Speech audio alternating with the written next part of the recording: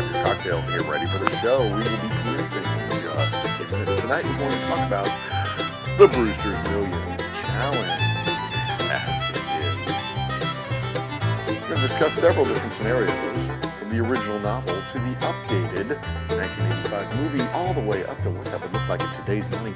Ladies and gentlemen, champagne glasses for everyone. We here at the Old Humble Distilling Company, of course, will be drinking whiskey. Let's get the party rolling. Get your cocktail. We'll see you in just a few seconds.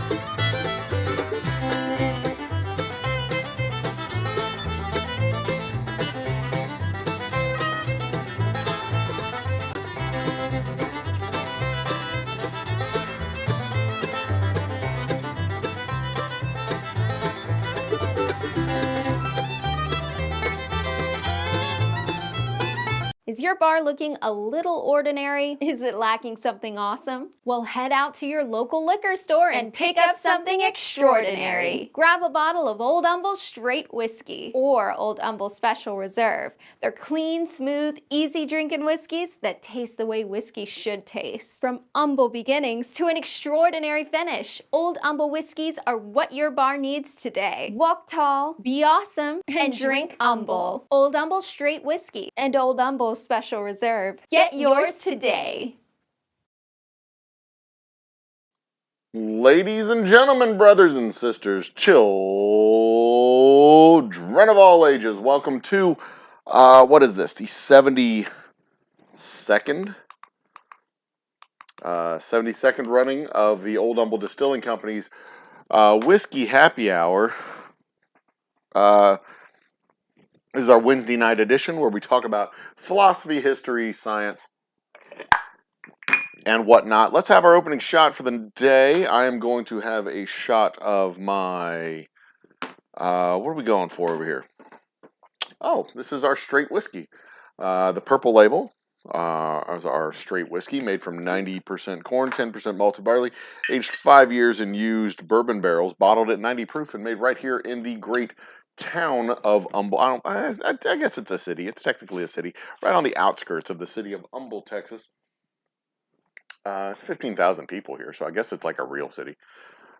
Cheers and salutations to everybody out there in internet land and on the YouTubes watching the channel. And I know there's more of you than, I mean, this number over here keeps going up. We are now 648.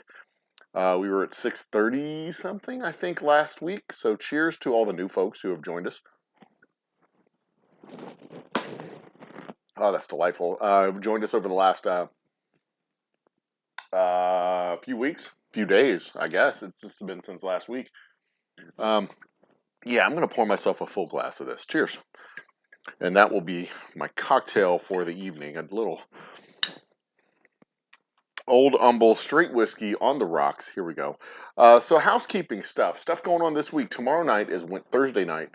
I'll be down on the southwest side of town, Rosenberg, Texas, from 5 to 8. Friday night, I will be in Austin, Texas, at the Brody Lane Specs. Austin, Texas, from 5 to 8. I'm looking over here at my calendar to remind me where I'm going to be. And then Friday, I don't remember where I'm at Friday. Friday, I am on the west side of Houston at Katy Mills Mall. West side, not Katy Mills Mall, the Katy Mills Specs. Katy Mills Specs on Friday. Austin, it's the first trip out of town that I've taken for a tasting in a few months. This is kind of exciting to me. I'll be driving to Austin on Friday. My family's going to NASA, and I'm going to Austin. So you guys better buy all my damn whiskey and sell me out. And then Thursday night, tomorrow night, is Rosenberg. That means tomorrow night trivia might be delayed ever so slightly because Rosenberg is roughly an hour and a half, an hour to an hour and a half from my house. Because I'm on the north side of town at Humble, as you can imagine, hence the name, Old Humble Distilling Company. Rosenberg Specs. Specs Rosenberg is 40 miles away. 40 miles from my house. So it's going to be something like 45 minutes to an hour. Not quite an hour and a half. An hour and a half if there's traffic. But at 8 o'clock, there shouldn't be traffic. So trivia may be a little bit delayed. I will do everything I can to get that show set up ahead of time so that all I have to do is kind of roll in and pop the hat on and boom, we're ready to go. But bear with us. We'll get the show going tomorrow night as quickly as we can. Tomorrow night, of course, Thursday night, Trivia Night, our long-running, very popular show, Trivia Night. 35 boozy bucks are on the line. Basically, they're redeemable for slots on our Wheel of Doom and Glory, which we will be spinning in September. So y'all can join us in September when we spin the wheel and give away some free shit. I don't know what we're going to give away yet. It may be a bottle of our Ghost Town bourbon with our sample kit of other whiskeys. So I don't know. We will have a new bourbon available in September or October. It might be a sample of bourbon in September. I don't know. We're going to spin the wheel. We're going to spin the wheel and we'll have something. We'll give away something. Maybe it'll be another sample kit with a cigar like I did last time. That was pretty fun to do. It was a pretty cool giveaway. People seem to like it. Shark Home Brewing enjoyed it. They were the winners. You can go check out their channel, Shark Home Brewing, at Shark Home Brewing. You can go find them. I don't have the link handy, but it's Shark. I can type it in chat. Shark. Where is it? Come on. There it is. Mr. Great Shots in the house. So what I'm doing in Austin, Mr. Great Shots, since that's your neck of the woods, the Brody Lane Specs, I will be sampling our Double Oak Straight Rye. That is the green label you see over here behind me. The one up here with the metal, the big fat belt buckle on top of it. The belt buckle does not travel with me. That light is bright back there. Nah, it's fine. The belt buckle does not make the trip, but the whiskey will be there and will be delicious, and I'll be passing out samples.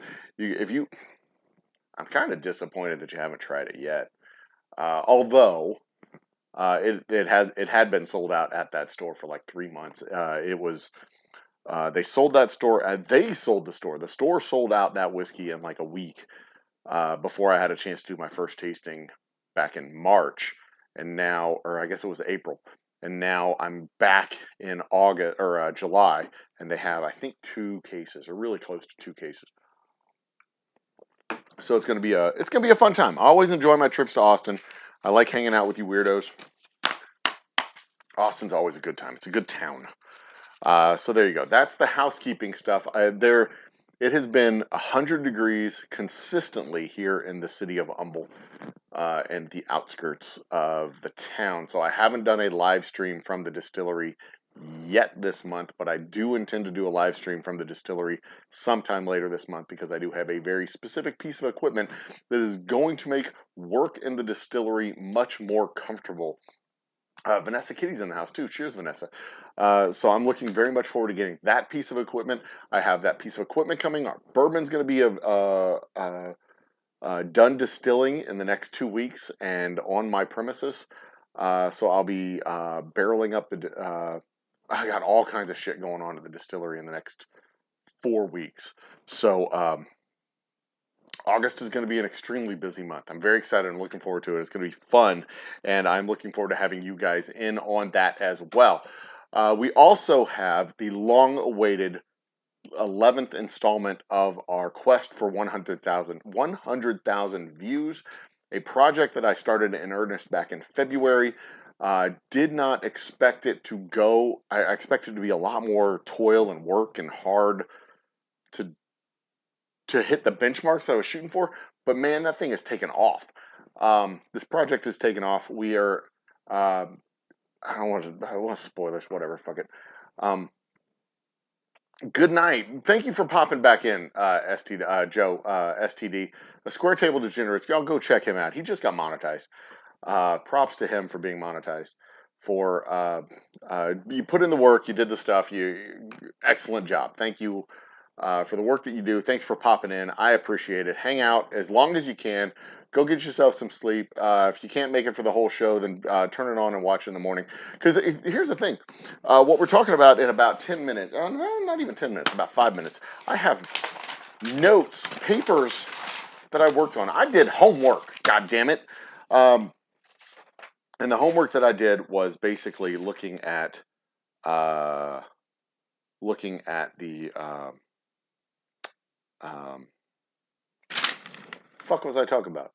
Oh, looking at the Brewster's Millions challenges over the years, and breaking out the scenarios. This is going to be a fun talk because it blows away a lot of preconceived notions. But we'll get to that in just a second. I've got a couple of pieces of equipment that are coming into the distillery in the next couple of weeks. Those pieces of equipment are going to make it much easier for me to do work in August, and I've got some serious work in August that's going to be done with regards to our bourbon and other production that we've got going on. So it's very, we've got a lot of moving parts, and when these moving parts fit into place, we will have a live stream from the distillery. And like I said, we're gonna have some giveaways in September. I've got a whole lot of stuff that I'm working on, a lot of balls up in the air. This is my chance. These happy hours on Wednesday nights between you and me, this is my chance to kind of calm the mechanism, if you will, and relax and chill out and just get some stuff off my mind, get some stuff off my chest, and just like relax. But you can see the 100,000 views project is working very well. We've added since February 15th. We've gone from like 530, 540 subscribers to just where are we at 648. So that's something like 20% that we've added. Mr. Great Shot, actually, what it is, it's not an AC unit, it's a swamp cooler. The swamp cooler is that I'm ordering is rated to cool off a space that is just under the size of my shop. It's rated for 3,000 square feet. My shop is 3,500 square feet. I expect that will be enough to keep the place cool because it's very well insulated. My shop is very well insulated, so if I can just drop the temperature down from 95 degrees, a stuffy 95 degrees, down to about 80 or so, 80, 85 degrees, that would be absolutely fantastic. It would be much more comfortable than working in a stuffy 95 degrees. Because here's the thing. When I get there in the morning, it's cooler than it is outside. And it stays cooler than it is outside the whole time. The problem is uh the air just gets stale and stuffy and it's kind of suffocating and it's not so I have to open up the doors and then I have to have the air blowing, and then when the air is blowing it's just hot air blowing through there, and it's really really really uncomfortable. It's not like you're standing out in the sun doing construction work uncomfortable, but man, I turn into a sweaty mess real fast, and it's just sweaty and gross. I mean, I can work as a sweaty mess, but you know, I'm all sweaty and I'm touching the bottles, and it's not the best presentation of the work that I'm trying to do. So I prefer not to do that at all. Um, yeah, I don't want to be like all sweaty touching the bottles and then giving the bottles to people to drink.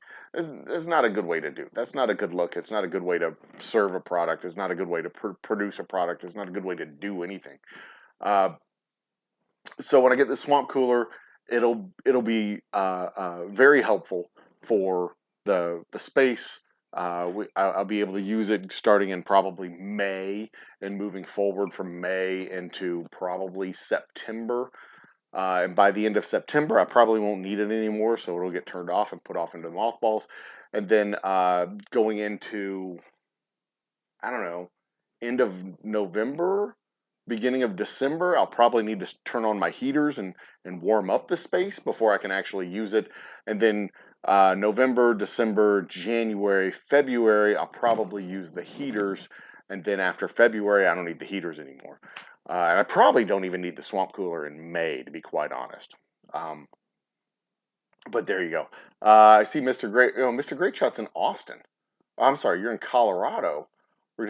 I'm going to be in Austin on Thursday, Mr. Great Shot. That's when not Thursday, Friday. I am in Austin on Friday. Unfortunate that I'm going to miss you again, man.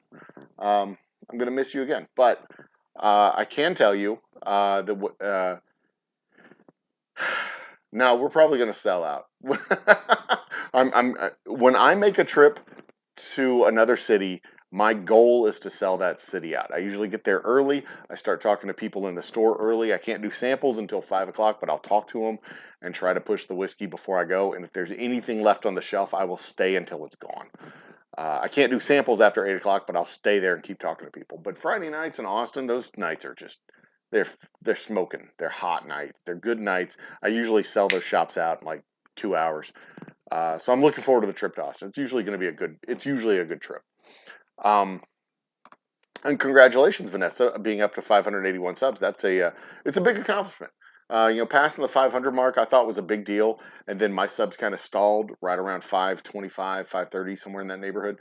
And then when I started, I was actually looking at the metrics, and that's what kind of started this 100,000 views thing. So anyway, if you're here, if you're new, you're here, you haven't seen this before. Thank you for stopping by. Subscribe and comment and like and do all the stuff. Appreciate it. Thank you very much. Will a swamp cooler work with that high of humidity? I think it will, Vanessa. It will. It won't work as it won't work at peak capacity. It won't work as good as it could, but it will work well enough. It'll work well enough for us to be able to get the work done that we need to get done. I don't know why it's only showing one person. Why I'm seeing 4 people in chat right now, and if I look at my analytics, current analytics, I've switched from Chrome to Firefox because of all the shit show analytic garbage that's been happening. I'm showing 3 on currently, and 8 have stopped by. So there you go. That is the answer to that question, Bacon. And usually we have, just for the metrics record, usually I think my top concurrents are more on Thursday nights than on Wednesday nights, but it's cool. It's just how it works. Fort Worth for my birthday. Fort Worth is about 5 hours away from where I'm at. But enjoy Fort Worth. It's a beautiful town. A very curious history of that town as well. All right, so now it is time to talk about. It's about damn time to talk about. We'll get back to the housekeeping and all the other talky stuff when we get to the Old Humble After Dark bits. It is now time to talk about the Brewster's Millions challenges of what it's like. I'm going to actually change out of my. I'm going to turn down the light here, if I can, without ruining the aesthetic of the show. Yeah, that works out. I still look okay with the lights dimmed, but with the light dimmer, there, that's better. The light dimmer, I can actually turn on my put on my readers. They're my actual prescription glasses, but they're progressives. I can read down this part and watch down this part. Anyway, so let's talk about the topic for the night. There it is. Ladies and gentlemen, brothers and sisters, on tonight's episode of the Old Humble Whiskey Happy Hour, we're talking about the Brewster's Millions challenge, for lack of a better term. Ladies and gentlemen, I am the Old Humble Guy. I'm your spirit guide and your host for the show. Cheers and salutations. So Brewster's Millions. Brewster's Millions is a story. It was a little over 100 years old. The original story was written in 1914. It was a novel back in the second decade, I guess, of the 20th century. So this cat Brewster, he inherits $1 million that he has to spend in 1 year. the stipulation in the will is, well, he actually inherits $7 million, but the stipulation in the will is he will receive the $7 million after 12 months if and only if he can spend $1 million in that first year. So, 1914, spending $1 million in 12 months is actually a real challenge to do because people don't have a lot of money. There's not a whole, there's not a, I take that back. People have money. But there's not a lot of people to begin with. The economy isn't as robust as it is now, and $1 million back then was something. Well, what would be $1 million? $1 million back then was $29 million. So basically $30 million they had to spend in our money, $30 million in a year. And $30 million, again, a lot of money. Not infinite amount of money, but definitely a lot of money. So what he needs to do is he has to spend $1 million in 1914 money, 1920 money, depending on what year you look at it. Different sources show it coming out like 1921, 1914, 1917, 1919. I'm not exactly sure what the real date was. Somebody in chat, I'm sure, can correct me at some point in the future, and that's fine. But if you look at it at $1 million in 1 year in today's economy, $1 million in 1 year is easy. Like, it is so embarrassingly easy, it's not even a fucking challenge. Because check it out, $1 million in 365 days is basically $2,800 a day. Basically. It's not exactly that number, but it's pretty much $2,800 a day. $2,800 a day will get you this. A luxury hotel room, right?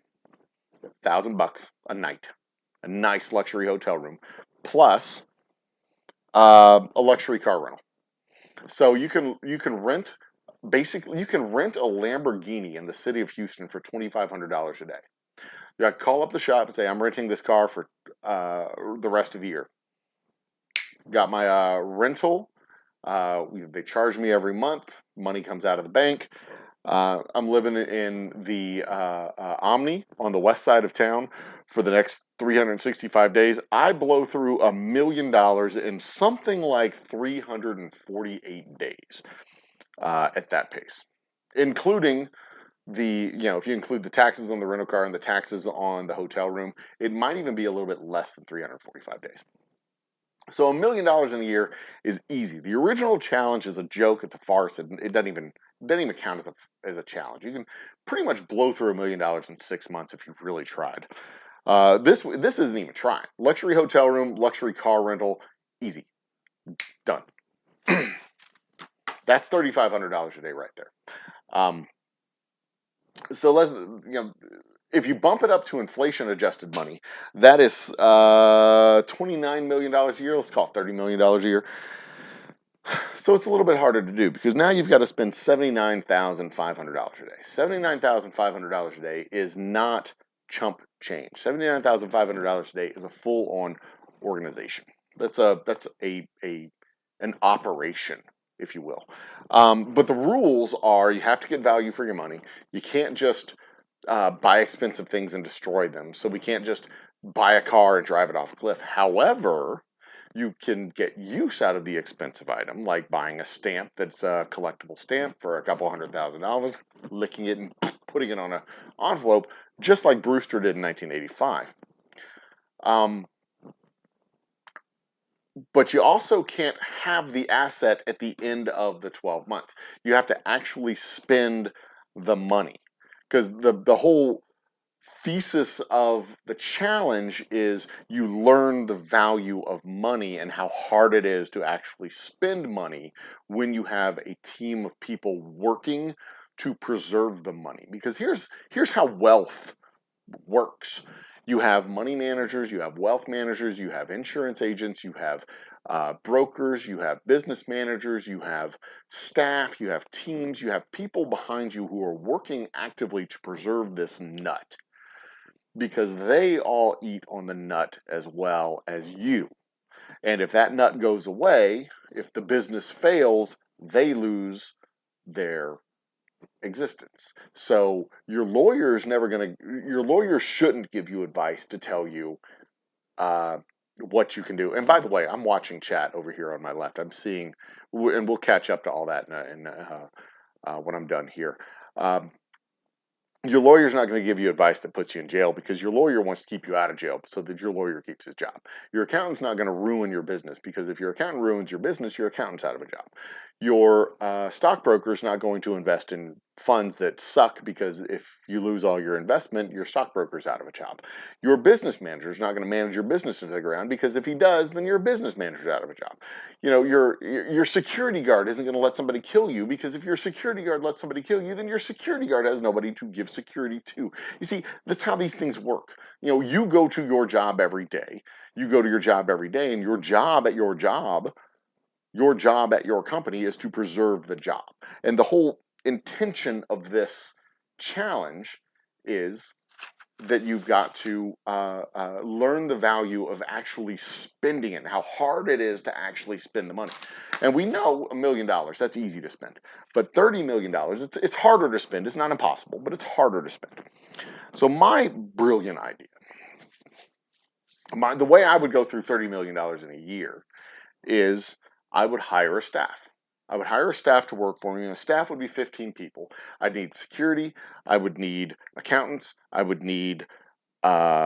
I'd need security. I'd need accountants. I would need uh, uh, uh, managers to manage my day-to-day, assistants, if you will, to manage my day-to-day work that I'm doing of spending this money. And what I would tell everybody is that 5% of your money can be spent towards charity. 5% of the money can be spent towards gambling. So, but the challenge with gambling is you need to make sure you lose, because if you win, that counts as an asset and you have that money back. And that was one of the problems with Brewster's Millions in the 1985 version, is one of his buddies had good business, hit on some good businesses and good investments and was making some actual money.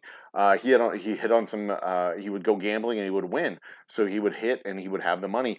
Um, for those of you who haven't seen the 1985 Brewster's Million with Richard Pryor, uh, the law firm was vested in him failing so that they could keep the inheritance and act as executors and get the payday and all the other stuff that came with that. So they set about trying to screw him, and screwed him basically with a uh, deposit on rental furniture. They kept it off the books, and when at the end of the 30 days, the deposit came back, and he had, I don't know what it was, like a couple of $1,000 of the deposit back. And so then he punched the guy who screwed him over. The guy said he was going to sue. Brewster offered to settle with the cash. He refused to take the settlement. Then he turned to his other lawyer friend and he said, "Hey, take this as a retainer because he's going to sue me." They took the money, gave him the receipt. Dun dun dun dun dun. That's how we got the. Anyway, spoiler alert: it's a 40-year-old movie. Shut up. Anyway, so $30 million in a year. So I'm looking at this. I need a staff. I need a staff of 15 people to help me find deals for the business that we're going to invest in after the 12 months is up. I'm building this company that's going to be investing in things next year. So we're going to have some marketing stuff that we're going to do. We're going to rent a retreat in France for all the staff, all their family, everybody to go to. And here's the other thing that I saw that I thought was going to be an issue with this. Things are not nearly as expensive as we think they are. Like to rent a 747 to fly from New York to LA, that is stupid cheap. That's like $20,000. It's expensive, but $20,000 when you have $1 billion, that is like a normal person has like $200. You see the like if a normal person's salary my handy dandy calculator. If a normal person's salary is $40,000, and you're looking at $1 billion divided by 40,000, I don't know what a normal person makes. Let's say $40,000. That's 25,000 times. So $20,000 divided by 25,000 is 80. That would be like us paying 80 cents for a thing, right? $20,000 when you have $1 billion is nothing. If you $20,000 when you have 30 million is still not a lot of money. When you're trying to get rid of $30 million and you have 25, you rent the whole fucking plane. The whole plane. Let's say it's $40,000. It's nothing. When you got $30 million in there that you got to spend, it's nothing. It's absolutely nothing. So my idea, my thought, to go through the 30 million, first you got to have a staff. You pay the staff $8,000 a month. Nice. $120,000 a year for 15 people. You pay, $80,000 a month per person, which is more than $120,000. It's like 120, 80 or 8,000 times 12 times 15. That's 144,000. 1.44 million. Oh, this is the monthly price. That's right. So that's 1.4 million right there. Out of the 30 million, right? So you got to pay that. In my staff's job, again, I've got security. I've got stable managers to manage the cars. I've got a team of accountants who may or may not be good accountants. I'm not really worried about that. Mostly bookkeepers. That's more what I'm worried about. And then I've got a team of people looking for deals and businesses that we're going to invest in the next 12 months because I'm building a business here. They don't know what I'm doing. I'm just building a business. This is the plan. I'm building a business. Every one of them gets a car, rental car, Lamborghini, $2,500 a day. Every one of them gets a room in the same hotel that I'm staying at, $1,000 a day. Every single one of them. Every one of them gets a food allowance, $150 a day. I'm going to pay for their meals because I'm a benevolent overlord. And then finally, you get a wardrobe allowance. You got to be looking good. You're going to work for me. You're going to be looking good. I'm going to give you a wardrobe allowance, $2,000. You got to have you're going to need to have a tux. You're going to need to have something. Your wife's going to need to wear something nice. Your kids are going to need to wear something nice. You need to wear something. You need to look the part, is what I'm saying. You need to look the part. You're going to be on my staff. You're going to be on my staff. You're going to be working for my business. You need to look the part. Absolutely 100%. And all of that together comes out to roughly $22 million a year. Roughly. $22,770,000 to be exact. So now I've got to do some other stuff. I've got to come up with another $8 million to spend, right? I could knock $3 million off the top just by giving it to charity, which makes it a little bit easier. But now I need office space. I need to rent some office space. So we're going to rent fully furnished office here in Houston. We're going to rent a fully furnished office in Los Angeles, because Los Angeles is where we're going to find the deals. We could even rent some fully furnished office space in New York, but I didn't want to overdo it, right? I didn't want to have have a third office because I didn't think that would be, good value for the money that I was spending. So I just went with New York, or I just went with LA and just went with Houston. Combined, that'd be about $5 million for the year. 5,000 square feet for Houston, 5,000 square feet in LA. Throw in another 5,000 square feet. That's another $2.5 million, $3 million in New York, probably on the outskirts of New York. I think in central New York it would probably be a little bit more than that. Altogether, that's another $7.5 million, give or take $8 million. Throw in the $8 million, we've gone from 22 million to 30 million, just like that. Throw in some retreats, space where we could go to, resort space that we've rented for the one room that we have access to for the entire year. Not exactly a timeshare, because that would be an asset at the end of the day, but just like a set reservation on retainer at some resort somewhere in the middle of the country, so that our staff could go there and decompress, because I'm going to be driving these guys pretty damn hard. $30 million in a year, if you spread it out among a staff, it's not exactly that hard It's not impossible, but you got to get creative, and you got to get creative in a way that you have value at. You're getting value for what you're paying for. You don't want to just hire staff to be there. Uh, I mean, you can hire entourage, but you can't just have entourage. You need this entourage to actually do something.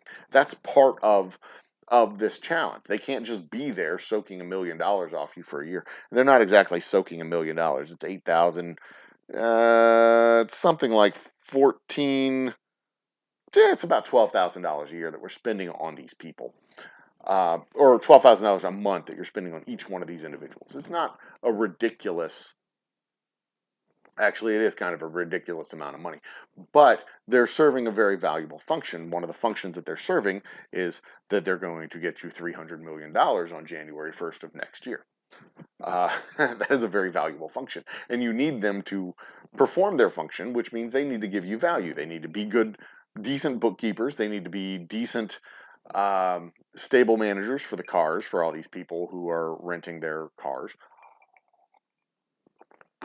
under your name. They need to be doing all of that. But the $30 million a year is not, again, not that hard. It's not an insurmountable challenge.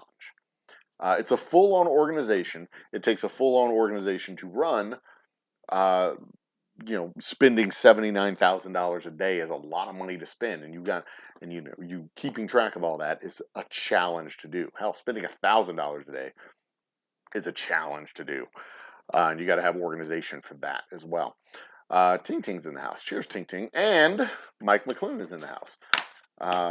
Bacon's in the house. Cheers, Bacon. So those are we're done with the easy stuff. We're done with the easy stuff. Now, you take that $30 million for the entire year, which was basically the inflation-adjusted original challenge. The original challenge was $1 million. The inflation-adjusted challenge is $30 million. Go forward to 1985. 1985 changed the challenge up a little bit. Instead of it being $30 million in 12 months, it was $30 million in 30 days. Spending $1 million a day is hard. It is not. It was hard in 1985. Excuse me. I want to cover up the microphone. Check that out. Hat tip to Top Shelf Dustin for helping me actually get this, and hat tip to Square Tables Degenerate for initiating the seed fund for me to upgrade my equipment to have a lapel mic. So, $30 million in 30 days. $1 million a day. $1 million a day is hard. What makes this hard is the compression of the timeline. Like, spending $1 million, it's hard to vacation for $1 million. It's hard to take your staff and your family and go on a vacation for $1 million a day. That's extremely hard to do, especially in the context of this challenge, because every time you go on vacation for 5 days, 6 days, whatever, it chews up the time, the clock. If you're spending $1 million a day, if you go to Disney, for example, you rent out all of Disney World in Florida, and you take your whole staff and you go to Disney World. Well, now, you're literally starting over when you get home. You've just spent, it's not even $1 million a day, to be quite honest. It's more like $100,000 a day. You go and you spend the $100,000 a day because you've rented out Disney World. And now what are you going to do? You got to come back and you got to start all over. You lose the time. If you're planning an event, if you plan the event, like there's a little bit of money, a little bit of money, a little bit of money, and then the big event, big money outlay, but there's that time that's involved. You can't go to the space station. That's 20-something million dollars, but it's a 6-month training program to go to the space station. You can't do stuff like that. You can't buy a Renoir and then burn it because, one, there's not that many Renoirs available for sale all the time, and you can't just buy something valuable and burn it. You have to actually use it. However, you could buy a bunch of $1 million cars and have a demolition derby, say. The challenge with that, though, is there's just not a lot of $1 million cars available for you to buy. But let's say you get your hands on 10 or 11 $1 million cars. Some Ferraris, Bugattis, whatever the car it is that you want. Get 11 of them, hire some drivers, hold an exhibition that's sponsored by your company that you're going to be starting in a month, 2 months, when you get your inheritance of $300 million, which is a shit ton of money, by the way. $300 million is a lot of money. You get that inheritance, and then, that's what, and then, your business now has some real seed capital some real investment money that you can turn into infinity money.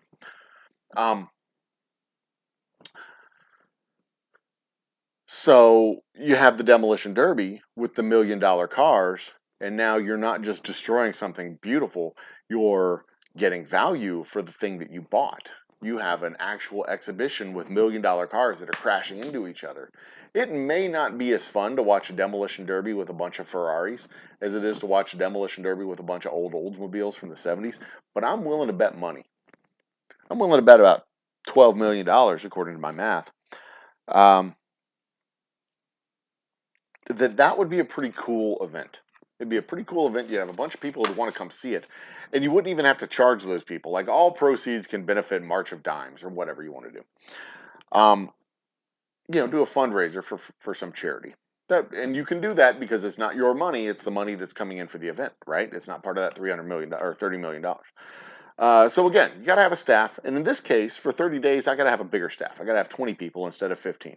So that's 20 people, 20 cars, 20 hotel rooms, 20 food vouchers, 20 wardrobe allowances for the 30 days. These people got to be dressed proper. I'm not messing around. They got to be dressed proper. That runs about $2.5 million. Only $2.5 million for the 30 days. That's not a lot. That's a drop in the bucket of the $30 million. $30 million. That's only 10%, right? Not even 10%. So then you add the demolition derby, which is another $11.5 million. Now, and here's the other cool thing: you can rent the Vomit Comet for everybody. So here's the thing about the Vomit Comet: the Vomit Comet is ridiculously cheap to fly on. It's expensive for normal people. It's $8,500 to fly for one ticket on the Vomit Comet. You get 15 parabolas on the Vomit Comet. Is that plane that goes up in the air, goes up and down in this parabolic flight path, so that you can feel 0G. You can free fall in the plane, right? So you can be in zero G. So they have different locations where it goes out of. It's Houston, Vegas, San Francisco, New York. You can go to their website, 0G. The company's 0G. Just look up Vomit Comet. Get a ticket for the Vomit Comet or something like that. Google that, and it'll take you to the company. 0G. I think it's ZG. No, it might be 0G.com. I can't remember what it was. Anyway, look that up. It's like $8,500 out of the New York thing. So I figure I'd take all my staff, all their family of 4. Everybody goes on the Vomit Comet. That's not even $1 million. That's still only $715,000. But anyway, we'll take everybody on the Vomit Comet. But here's the thing: everybody goes to the Vomit Comet. We have to get there. I'm going to pay for that. You have to get there. You have to get a hotel room for everybody. You have to feed everybody while they're there. You have to do all the stuff. Transportation to and from the hotel, to the airport to the hotel, all that stuff. Figure a couple of days in New York. Maybe go to a show, whatever. So we'll turn it from $715,000 into $1.5 million, $1.5 million. And then at the end of the month, we'll have a big party at Minute Maid Park here in Houston. We'll rent the space, Minute Maid Park. That's only, Minute Maid Park is only like 360. No, it's not even 360. It's $3,000. Wait, $12,000. $12,000 to rent the entire floor, the ballpark part of Minute Maid Park. So we'll rent Minute Maid Park. We'll have a big damn party on the grounds of Minute Maid Park. That costs about $360,000. Catering and all that stuff, about $250,000. So all of the rental and party at Minute Maid Park, still not even $1 million. Only about $610,000. Have to have a villa retreat rented for 3 days or for the month, so that staff can go and take the retreat. I'm going to be working these guys damn hard. In fact, we're going to have 5 villas. Yeah, we're going to have 5 villas. Maybe 3. I can't remember what was the number that I wrote down. Villa, Minute Maid Park Villa. All right, so all this together, still only brought me up to $15 million. The total number was $16,180,000. And that includes the villa, the Minute Maid Park, the Vomit Comet, all this stuff. Only $15 million. And the thing is, I can do the Vomit Comet, like, they only do flights on the Vomit Comet like once a week. So I could do the Vomit Comet 4 times. And that would still only be like $6 million. Not nearly enough. $30 million. I'm telling you guys, $30 million in 30 days is extremely hard to do. It's extremely hard. And not just because there's not a lot of stuff that costs $1 million out there that you can buy every single day. You can't own anything at the end of it. So it has to be experiences and stuff and things to do. And it's hard to get to the things to do in 30 days. Because you've got to go from, let's say you spend $500,000 to climb Mount Everest. That takes 6 months to do it. Yeah, I'm going to fly to Sydney and go see the Outback. Well, flying to Australia is 3 days by itself. But flying to Australia, taking a tour of the Outback, that's like a week. That doesn't cost $1 million. That doesn't cost $1 million even if you have a staff of 20 going with you and going through it. Well, I mean, you can make it cost $1 million. You can make it cost $25 million to go play golf for a week. But that's only if you have everybody stay at your own hotel and you charge everybody exorbitant rates to stay at your own hotel. I mean, that's and that wasn't even a staff of 20. That's like a staff of 200. That's neither here nor there. Just for normal people, it's really, really hard. Just the logistics of spending $1 million. Right? The logistics of spending $1 million. You go into the office, you have your bank call their bank, you get vetted, everything gets squared away. It takes you 5 hours. Hell, it takes you 5 hours to just buy a car as a normal person, spending $23,000, not $35,000 or $45,000 to buy a car, just like a normal car. It takes you 5 hours. To spend $1 million at a car dealership, I mean, that could take 2 days by itself. And you got to do that every single day for 30 days. It's a challenge, and it's a challenge for a reason. It's not impossible, because here's the thing.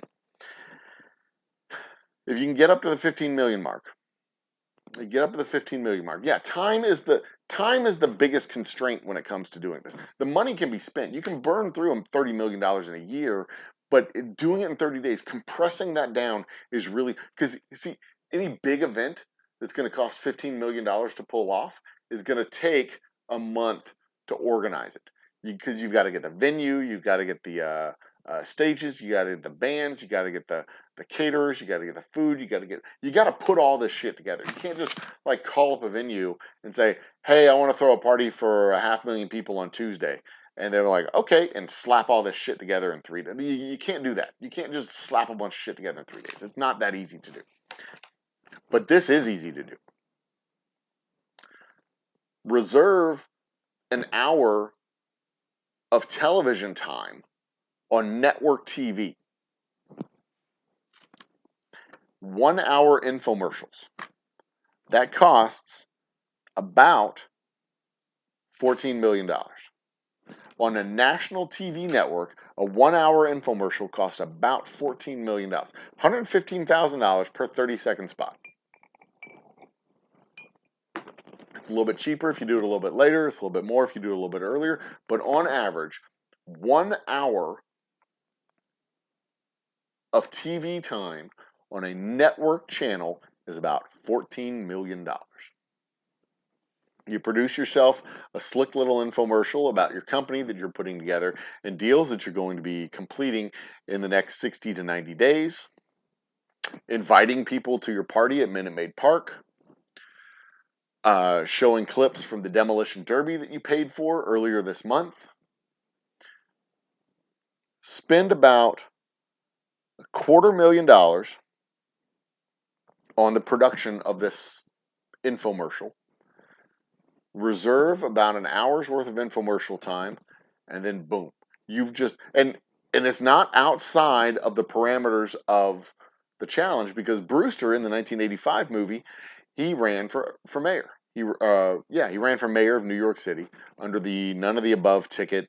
Rejected the. He ended up winning. Screwed up everything for everybody running for office. Both of the candidates lost to him. He refused to take the. He backed out of the race. Refused to take the job. Both of the candidates refused to run in the second election. A big mess, big joke, big mess. Haha, it was funny. None of the above. Vote none of the above. None of the above for none of the above. Bimbo Barbarella has joined the program. Cheers to Bimbo.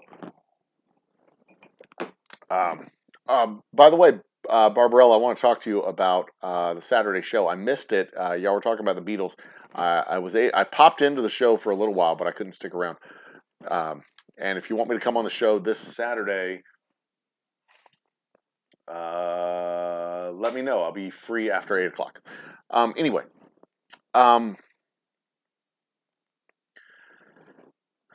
but the biggest challenge, of course, is the logistics of it. But if the logistics don't make that much, the logistics don't matter that much when you're just buying airtime. Because you can buy airtime in every single major metro area all across the nation. Nationwide infomercial airtime airing out on the national NBC. What just happened? Airing out on the national NBC network all across the country, a la Ross Perot. Ross Perot did this back in the early 90s. Primetime, 1 hour infomercial, $14 million. 13.8 to be exact, but throw in the production costs, $250,000 worth of production costs. Get this done. Pay them up front. Make sure they get it done. Get it out by the end of the month. Boom, you've hit your $30 million mark. Between your staff, between the events, and part of the staff's job, of course, just a reminder, part of the staff's job is they're finding deals and bringing them to you so that you can invest in these deals at the end of the challenge, because you're going to get your money, right? You're going to get this money. That's the plan. Because not only have you gone through the 30 million, it actually puts you closer to 30,500,000. If my back of the envelope math is correct. Now, this is where it gets hard. That's what she said. This is where it gets hard, real challenging. If you take the Brewster's Million Challenge from 1985 and you move it forward to $2022, adjusted for inflation. As hard as it was to spend $30 million in a month, 30 days, $30 million in 30 days. As hard as that is. If you adjust $30 million to 2022 money, you're talking about $83 million in 30 days. $83 million. Now, $83 million over the course of a year is not infinity money. $83 million over the course of a year, you can burn $83 million over the course of a year. It takes work, it takes effort. Startups can do it. Startups can do it no problem. Hire staff, looking for deals, looking for investment opportunities, looking for advertising opportunities. So part of the challenge for $83 million in 30 days. By the way, that is, pull out my handy dandy calculator here. $83 million divided by 30 days. That's $2.7 million a day. That's hard. That's what she said. But the payoff, of course, You go from $30 million to $300 million. The payoff is $830 million. $830 million is damn near infinity money. It's not actually infinity money. Obviously, it's a finite amount of money. But as challenging as it is to spend $2.7 million a day, $830 million by itself, let's see here, even in just like a money market fund, $830 million times 0.0125 divided by 12, $864,000 a month in just money market interest. That's just sitting around doing nothing money. It's hard to spend that much money in a day. $1 million a day. I mean, I just went through the challenge of $30 million of spending $1 million a day. It's hard to spend that much money a day. It's hard to spend that much money every single day in a way that doesn't make money back for you. So when you get up to the point where you're talking about $830 million, that's practically infinity money. That is practically infinity, because you can't spend it fast enough. You have to be a remarkably stupid, remarkably bad, remarkably horrible businessman to take that much money and squander it. Just might make you president one day. But you'd have to be remarkably bad at being a businessman. Because, and again, just like I was saying before, you have teams of accountants, teams of financial managers, teams of business managers, teams of household managers, teams of managers around you with a vested interest in making sure that this nest egg is preserved and growing. Because if this nest egg is preserved and growing, they're making money for the rest of their life too. They have jobs, right? So $83 million in 30 days. You've got a really vested interest. Like, your challenge is to spend $83 million in 30 days so that you can get infinity money, right? So what you do is you tell your staff. You got 5 security guards, 5 security guards following you around, right, to make sure you're safe. You have your little entourage of security. Maybe a few security guards at your business, a few security guards at your office, a few security guards at your home. You got to make sure they stay at the hotel, So you got 5, 10, 15 maybe, just making sure that, like, different shifts. They're not all standing in the lobby at the same time. They work shifts. Don't be cuckoo. Don't be crazy. But you got to have, I'm saying I got a staff of 30 at this point. I'm paying my staff of $38,000 for the month. Every one of them has a car, one of those luxury cars we're renting for the next 30 days, $2,500 a day. Every one of them is staying in the same hotel I'm staying in, 31 hotel rooms, because I got to have mine too. It's $1,000 a night. I'm giving everybody a food allowance, 30 people, food allowance for $150 a day. Everybody gets a wardrobe allowance for $30, for 30 days rather. A wardrobe allowance of $2,000 because they got to look the part again. But here's the thing that I'm adding. All of the staff gets a $5,000 expense allowance. And what this expense allowance is going to do is their job is to find deals for my company to invest in. Benevolence LLC, whatever the fuck I want to call this company. I want these guys to find deals for me to invest in 60, 90, 120 days down the road. Because I'm going to have infinity money. So I'm going to have deals to invest. I'm going to have infinity money. So I want to know what I'm going to invest in. So that's what these guys' job These guys' job, my staff's job, 100% of their job is to find me deals. And you've got a $5,000 allowance, so you can go travel to find these people. You got a cemetery you want to buy? You got a cemetery you want me to buy? Go to the cemetery, look at it, take pictures, come back, give me a synopsis. You got a building you want me to buy? You got a startup you want me to invest in? You got something you want me to do? Things you want me to evaluate? Travel to it. And if you don't travel to it, fine, pocket the money. That's fine. I don't give a shit. But the idea, I'm investing my $83 million into infinity money 30 days from now. That's a hell of a fucking return. I don't give a shit if it's 83 million or 600 million, 800 million, 900 million, 100 million billion.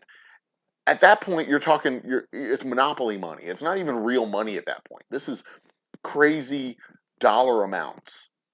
Yeah, I want y'all to understand how crazy these dollar amounts are. You can't spend, it comes to a point where you cannot spend it fast enough.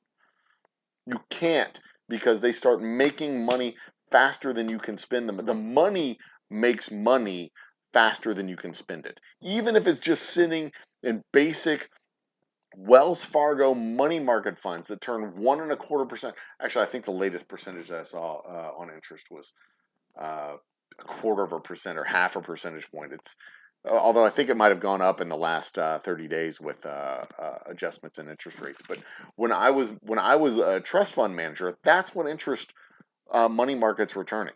1/4%, 0.25%. And 0.25%, it's still making like more money than you, on average, with a normal lifestyle could possibly spend. But let's move on from there. Let's throw in our Houston office for $225,000. And you know, this is only 30 days, so I don't think I need an LA office. I don't think I need a New York office. So let's throw in a Houston office. Let's throw in the ride on the Vomit Comet for everybody. Let's throw in that demolition derby, because I really like the idea of doing a demolition derby with like Ferraris and Bugattis and Bentleys and like classic expensive as shit cars, like driving around on a dirt track just crashing into each other. I think that would be hilarious, and it would be a great spectacle. And the Benevolence LLC sponsors the destruction of the destruction of 11 classic $1 million automobiles. Oh, that'd be beautiful. We'll rent a villa and all expenses to go to the villa. If you got 30 days, you can spend one night in the villa. That's a perk of employment for the 30 days. You can spend one night in our villa, and we'll have 5 of them rented around the United States, because you got to get there. We'll pay for the trip there, but you know, you got to be able to get there and back in a day. So pretty much anywhere in the continental. And then we'll have a citywide celebration, and we got to advertise that citywide celebration with our infomercials. Now, the infomercials, we know they're about 13.8 million, right? So instead of one of them, we'll do 4 of them. We'll do 4 of these infomercials. And then the production will have 4 different infomercials or 4 different live. We'll do something like exactly what I'm doing now. We'll just do a 1-hour live show. The first part of the live will be on NBC or CBS or NBC, CBS, Fox, ABC? NBC, CBS, ABC, Fox. Yeah, those are the 4. And I mean, nobody watches WB or UPN. I think I have more viewers than WB and UPN. And then that runs you up to 76 million. Doesn't even run you up to the fucking 83 million yet. We're still only at $76 million. 4 infomercials, 4 production crews, a demolition derby. All of this brought to you by Benevolence LLC or Infinity Money LLC, whatever the hell I want to call it. So now I got to figure out how to spend that last $5 million. Well, the good news is I can still give money to charity. So I'll give 5% of that off to charity. That knocks it up to from 8.76. That's 80.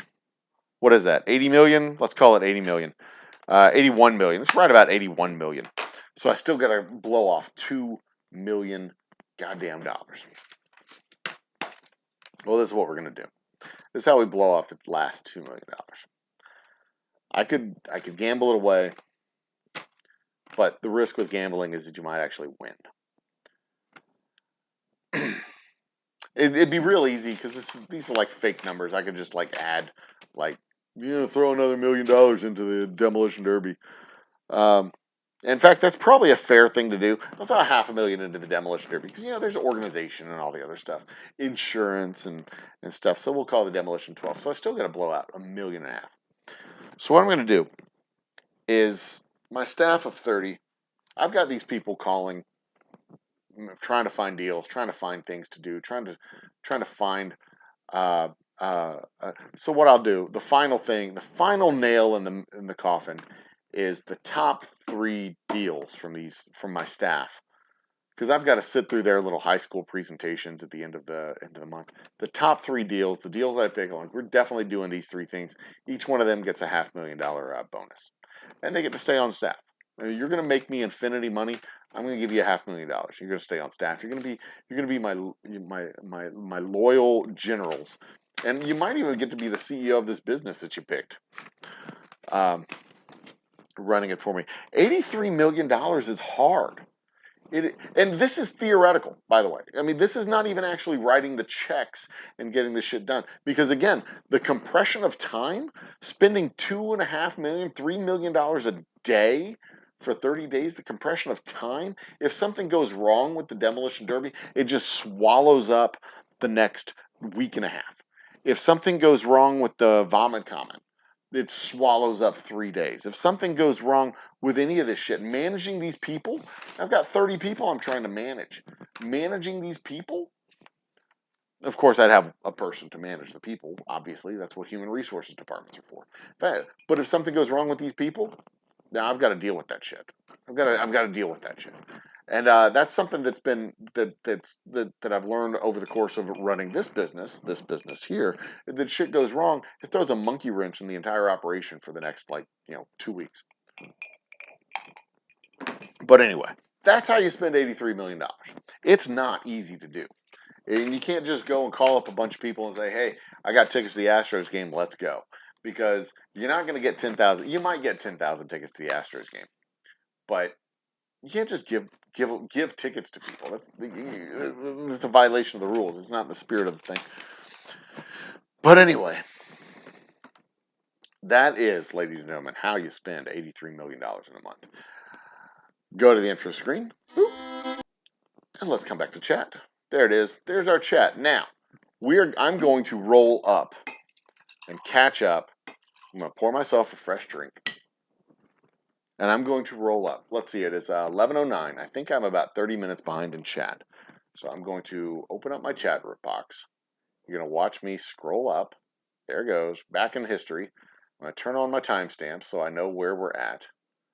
Toggle the timestamp on. Thank you. I believe I'm going to find where I remember seeing. There it is. Okay. Bacon talking about who's here. If it's large enough. If it's large enough, it can work. That's what she said.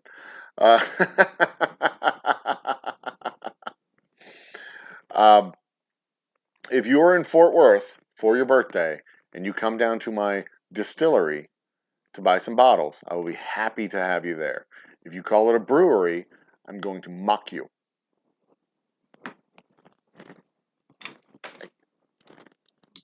The lights begin to bother my eyes. But I can't turn it up now. Boop. Can I hit that button there? Where's it at? Button. There it is. All right, that's better. All right, back to the old humble guy, ladies and gentlemen. I can read. Everything's good. What do we got here? Who is here? 3. That's fine. That's a Wednesday night. It's a light night. It's a low, slow, easy night. Look at my metrics on this other page here. What do we got on the metrics? How many people have swung by? Enough. We're doing good. It's a good night. It's a good night. I am happy as a clam. Oh, what happened to my chat? Where'd it go? There it is. All right, good. All right, let's scroll forward. It is 10:18. I am roughly 50 minutes behind in chat. Let's catch it up. All right. a great many Texas towns over the years. Yeah, but Fort Worth is a long distance from. It's a long distance from here. It's not a long. I mean, it's an even longer distance from where you're coming from. 1820. It's something like 5 hours, 6 hours, 5.5 to 6 hours. It's something like 350, I think, miles from Humboldt, Texas. 2,740. Yeah. So 2,740 a day is the original challenge. $1 million a year. Correct. So yeah, the challenge with buying a yacht. The problem with buying a yacht and living on it, you'd have to rent the yacht and live on it. Like basically rent a Caribbean cruise ship, right? You could do that. You rent a cruise ship and live on the cruise ship for a year. Uh, you see, the problem with renting a cruise ship, like the whole ship, let's see here. If the average price of a cabin on the big Carnival ship is $250 a night, I think, times 365. No, wait. Hang on. 250 times, I think there's 1,000 cabins. No, 6,500 people on the ship. Room for 4. That's 1,500 cabins. That's only $375,000. If you rent all the cabins out on a cruise ship, that's only $375,000. So that would not, like, it would solve the original problem. You could burn through $1 million in 3 days, right? But it does not solve the new problem of 30. It's not $1 million a day. It's only three.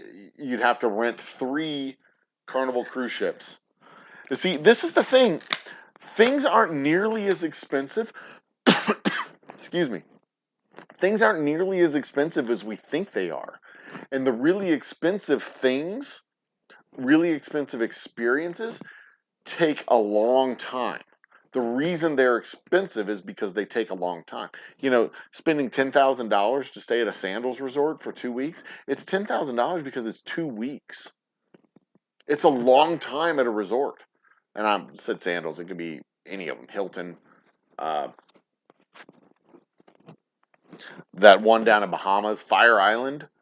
I mean, that thing to pull that fiasco off took them something like 6 months, and they still didn't pull it off. They still fucked it all up. Anyway, what percentage of the fund can be devoted to cocaine and hookers? Charity, 5%. Gambling, 5%. You have to get value for what you buy, and you can't just buy expensive things and destroy them. You have to use them. So, hookers and cocaine. Man, $1 million of hookers and cocaine is a lot of hookers and a lot of cocaine. I mean, Pretty Woman, she charged, I think, $3,000 for the week. Wait, how much? Hey Siri, how much did Pretty Woman charge for the week? Okay, I found this on the web for how much did Pretty Woman charge for the week. Check it out. How much a week did Richard Gere pay for Pretty Woman? In the 1990 movie Pretty Woman, Richard Gere, $3,000 to stay with him for 6 days. That's Julia fucking Roberts. $3,000. And if we nudge that up roughly, let's just multiply by 3. So that's still $10,000 for 6 days. You'd have to get a really expensive prostitute to blow that money in hookers and coke. And I don't even think cocaine is expensive as it was back in the 1980s. I think cocaine's probably, just out of curiosity. Hey Siri, how much is a kilo of cocaine? Hey Siri, how much is a kilo of cocaine? See if Siri will tell us that. Okay, I found this on the web for how much is a kilo of cocaine cereal. Tell us that. How much is a kilo of cocaine? There's a gram of cocaine. Cocaine, wow, really? Cocaine retail. Dude, there's a whole damn chart. Good night, my love. Let's see here. A whole damn chart. In the United States, really? Austria, United Kingdom, unweighted, weighted, Luxembourg, Austria. This doesn't have the United States on this list. Anyway, let's look at the United Kingdom. In the United Kingdom, oh, let's just look at the weighted average in U.S. dollars. There we go. That's $48,000 in 2010 money. Siri knows the weighted average of cocaine. So $48,000 for a kilo of cocaine. $1 million in cocaine would be like a mountain of cocaine every day. And you couldn't just buy it. You couldn't own it. You couldn't have the cocaine. 10 kilos. I don't know what a kilo is because I'm an American. But it's like a kilogram, right? And a kilogram is like a fourth of a pound? Is that right? Or is it 4 pounds? Hey Siri, how many pounds is a kilogram? 1 kilogram is 2.2 Okay, pounds. so 1 kilogram is 2 pounds. So that's like, oh, $48,000 for a kilo is $48,000 for 2.25 pounds of cocaine.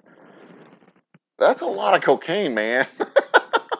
That is a lot of cocaine. That's a lot of hookers and a lot of blow to go through $2.7 million a day for 30 days. That's a lot of cocaine and blow. That is a lot. I mean, I'm not saying you couldn't like add that into the mix. You know, maybe drop $1 million or so on coke and blow.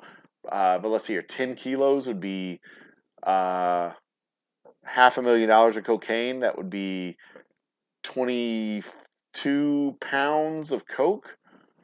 I mean, I think a kilo is like, it's like a brick, like that big, right? It's a lot of coke. And 10 of those, $500,000. Then you got $3,000 for one Vivian. Let's say $10,000 for one Vivian for 6 days. So that'd be $40,000 for the month. So you have 10 Vivians. So that's $1 million in cocaine and hookers. That's not out of the question. I mean, that could be part of the matrix. That could be part of the, definitely part of the equation. You know, if you really wanted to work it in there, is what I'm saying. If you really wanted to work it in, you could work in a hooker, cocaine, and a hookers and blow fund. Goodness, but that is a lot. That is a lot. The 22 pounds of coke. God damn, that's a lot of coke. But see, here's the thing, Mike. You want to do weed instead. That weed's a lot cheaper than coke. It's a whole lot cheaper. You want to do hookers and blow, it's fine, but you know, you got to get a whole lot more weed. And plus, here in Texas, it's going to be problematic to do that legally. Anyway, yeah, there you go. Bacon nose wouldn't be nearly as expensive, but you can work it in. You know, throw in 50 grand worth of weed, I guess. But that, I mean, 50 grand worth of weed's a lot of weed.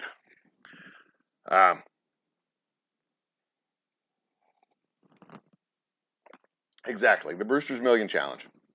Spend the money, have nothing left over, no assets to show for it at the end of the day. No assets to show for it. And that is the challenge. Because if you're spending $1 million, typically you get some asset. It's capital. It's not just money. There's a difference between money and capital, right? Because you can have a $5,000 and that's money. That's money. It goes to paying off mortgages. It goes to paying off bills. It goes to buying food. It goes to going on vacations and stuff like that. Money is good to have. $5 million is capital. $50,000 is capital. $500,000 is capital. $50,000 is good start. $500,000 is capital. That's money that goes towards building a legacy, a business, an ongoing concern. That's money that can make money on its own. The difference between money and capital is money you spend, capital makes money. And that's the difference between the two things. Don't forget to hire a proctologist. What? I'll be having some of that. Yep. Another hour off work, and yeah, whoop your butt. I feel you. See, most of my work the last 2 or 3 days has been right here in this office working on paperwork and documents and things like that. But things are going to start getting really crazy in the next 4 weeks. I'm certain that I would drive myself nuts driving a Lamborghini for a year. They are, especially here in Houston. I mean, going back and forth between, having that kind of car and basically driving at the speed of traffic in Houston, it would just drive me absolutely bonkers. Like sitting in a racehorse that's just like absolutely going nowhere fast. That would drive me kind of crazy. Absolutely kind of crazy.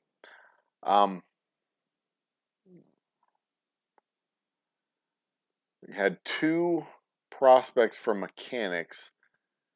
Yeah, see, and that's the thing. If you're hiring 30 people almost immediately, like I need to get these people on staff like right away, like right now. Basically, I'd be calling up a temp firm and saying, I need 30 people right now. This is what we're paying. I need them.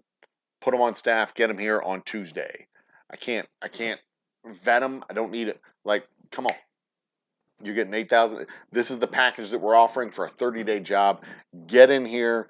No screwing around. Just jump on in right now. Let's go. And that's hard. Again, that's that situation that you're talking about. You've got there's a time crunch. Every day that goes by that I don't have a person sitting in that seat is a set of deals that I'm not getting a hold of. It's security guards I don't have. It's money that I'm not spending. I need these people in their seats. I need them to show up. I need them to get in here and pay them $8,000 a month. Let's go. It's a sweet damn deal for them to get a part of. And I probably need to pay them $9,000 just to balance out the people who show up late versus the people who get there on time. The people who show up on day 1 versus the people who show up on day 15. Anyway. Few first run productions. Yep. Finding the people to fill the positions would be a challenge. Rent an A10, take strafing. Dude, I think that would be so fucking cool to be able to rent an A10 and just the burnt gun on an A10 is just, oh god, that's such a cool job. See, I don't know how to fly a plane, so even if I did get it, although the A10, you're not going to die if you crash an A10 because it's like a titanium bathtub, but with wings. But you still have to have some kind of confidence. I thought the idea would be cool to like buy a helicopter and then strap it with explosives and destroy it because it would be a cool exhibition to do. But I don't think that would be in the spirit of the challenge. But also, renting an A10 is not nearly as expensive than as you think it might be. Like it's 10 grand, 10, 20 grand tops to rent an A10 for a couple of days.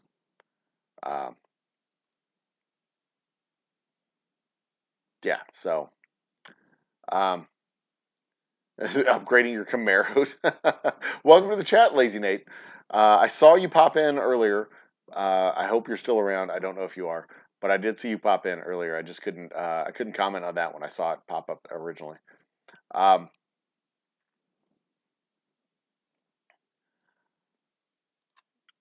So my thought about Brewster's Million and the bet based on it is time. Buy a shit ton of stuff for other people. You set up smaller. See, That's the other part about it. It's the logistics of the thing. I could buy baseball tickets to every single baseball venue, right? But you got to get the people to show up to the game. Because if you buy the ticket and nobody shows up, you're not getting value for what you bought, so it doesn't count. It doesn't go, it doesn't count when it comes to the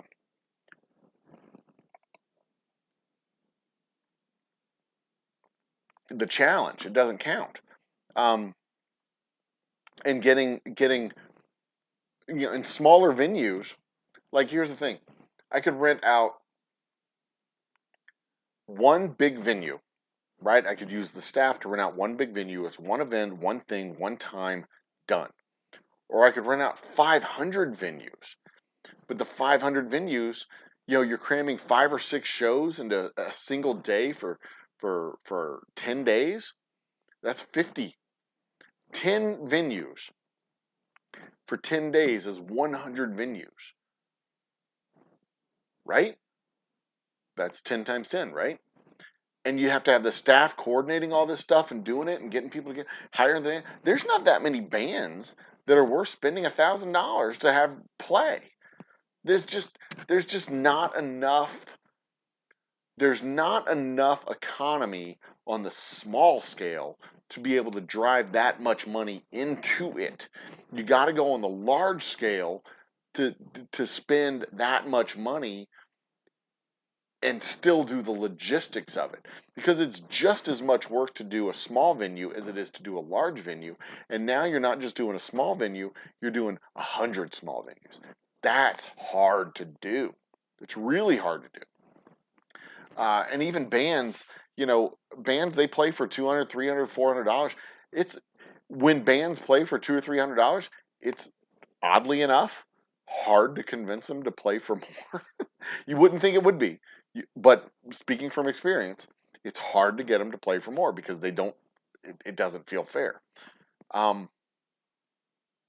But just coordinating that much, that's a lot of work. That's a lot of staff. That's a lot of energy. That's a lot of effort. It's much, much, much, much, much, much, much, much easier to put one stage in one venue, Toyota Center, Minute Maid Park, Reliant Arena, American Airlines Arena, whatever arena you've got near you. It's much easier to do one big event at one big park and spend a shit ton of money on that one big event. Or maybe do it twice. Than it is to do 100 events. It's really hard to do 100 small events. And again, if you have a year to do it, that's not such a challenge. A year to do it, you can go to the space station. A year to do it, you can go Virgin Galactic around the Earth a couple of times.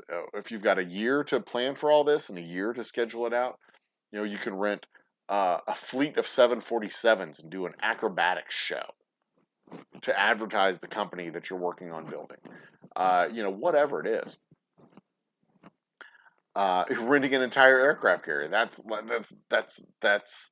a perfect example right there. Rent one of the 11 aircraft carriers that the United States has. I'm sure that would be something like a couple $1,000,000. Probably. But still, talking a couple $1,000,000. It's not even you got $81 million to go. It's insane. It's insane. Ting Ting, I was in Perth for 5 days driving east and still in West Austin. Yeah, I mean, that's what I mean. Like, the experience of going to Australia, the reason it's so expensive is because it's a long experience. Just flying to Sydney and coming home, it's expensive because it's, a 2-day trip there and a 2-day trip back. And, you stay in the hotel, it's Australian money and all that stuff. It's not cheap, but it's not $85 million expensive. As we scroll, we keep going. Just rent all the massage parlors in Hong Kong. uh, all the massage parlors in Hong Kong. The problem with doing a lot of small things is that it is just as complicated to do one small thing as it is to do one big thing. It's just the scale of doing the small thing is easier because it's more approachable. Um, it's cheaper. It's logistically easier to hire $1 million escort than it is to hire $1,000,000 escorts. See what I mean? I mean, first would be trying to actually hire 1,000,000 escorts. There's just not that many available. As the way I see it. Oh, a new name in chat. Cheers. As the way I see it. Welcome to the party. It is 11:01 for your chat. I am, oh shit, 30 minutes. I'm still 30 minutes behind on chat, but I'm catching up. Catching up. Actually, chat kind of ended 20 minutes ago. Are we still on? We're still live, right? Yeah, we're still live. Just y'all quit chatting.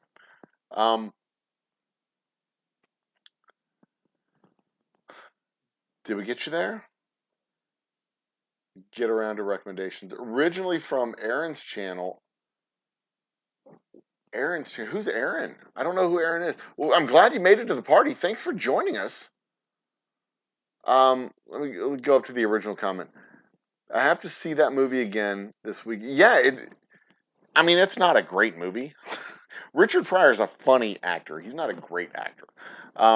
It's a good movie. It's an entertaining movie. It's really fun. Great acting. What he drops in on. Not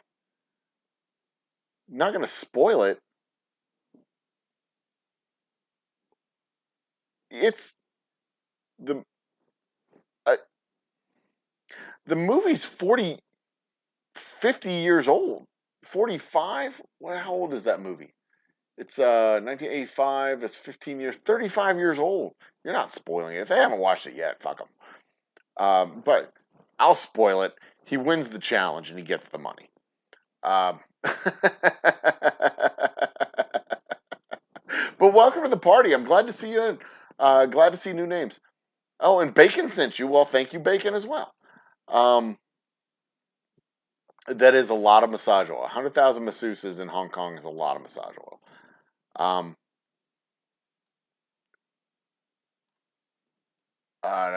And God, Bacon, I haven't been on your show in 3 weeks now. I need to come back on Friday. I'm trying. I'm going to try and get back on Friday.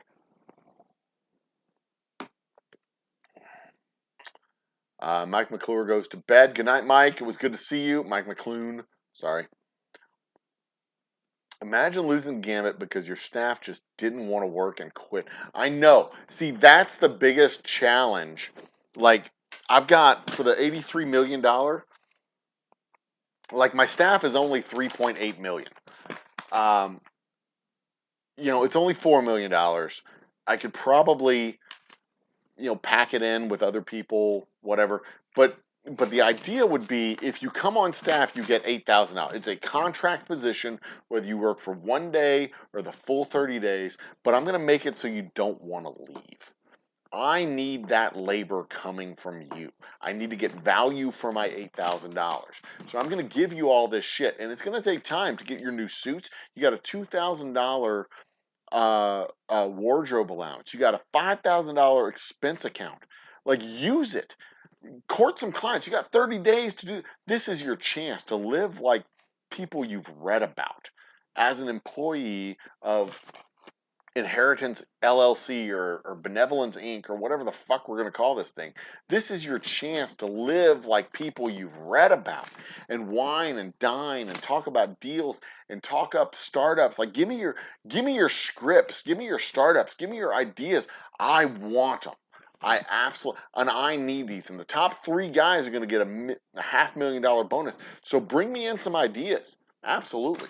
Worst case scenario, you work for me for 30 days and you get $14,000 worth of perks. What, 8, 9, 10, 11, 12, 13, $18,000 worth of pay and perks.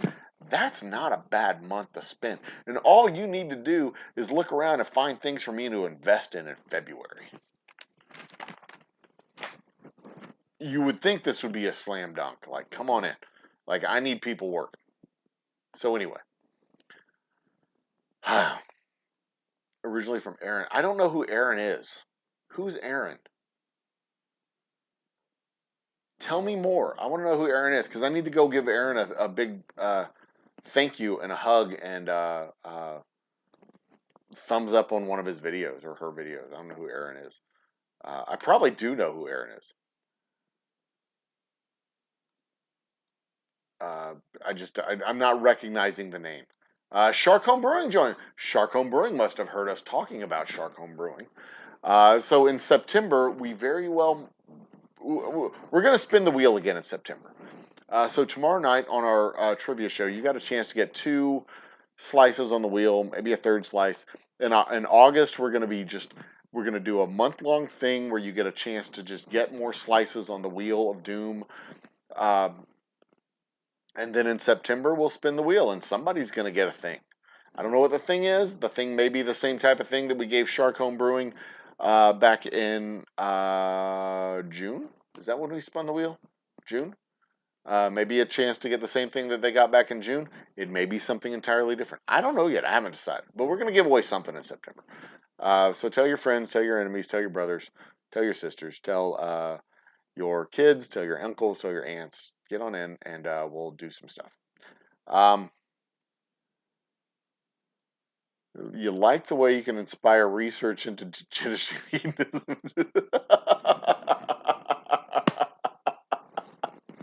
So yes, because you watched the Old Humble Distilling Company's Whiskey Happy Hour on Wednesday night, you now know that a kilo of cocaine not only weighs 2.2 pounds, but also costs on average about $48,000,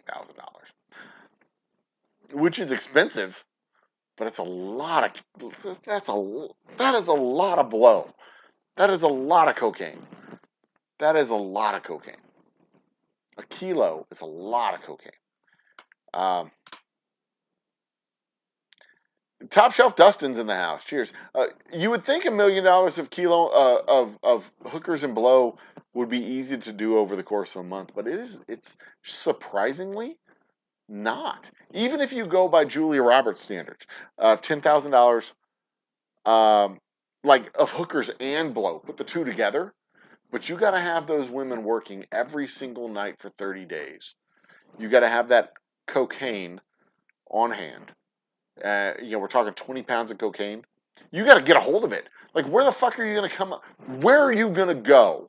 Where are you going to go to get 10 kilos of cocaine? Where are you going to go? I don't have the slightest. I could probably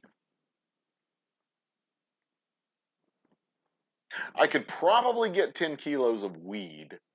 But 10 kilos of cocaine? Like, who the fuck are you going to call to get 10 kilos of cocaine? Who do you know who knows a person?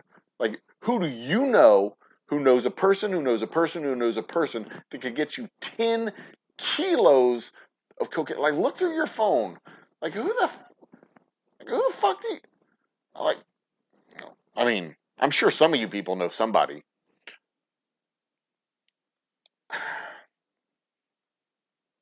Like, I'd have to probably ask.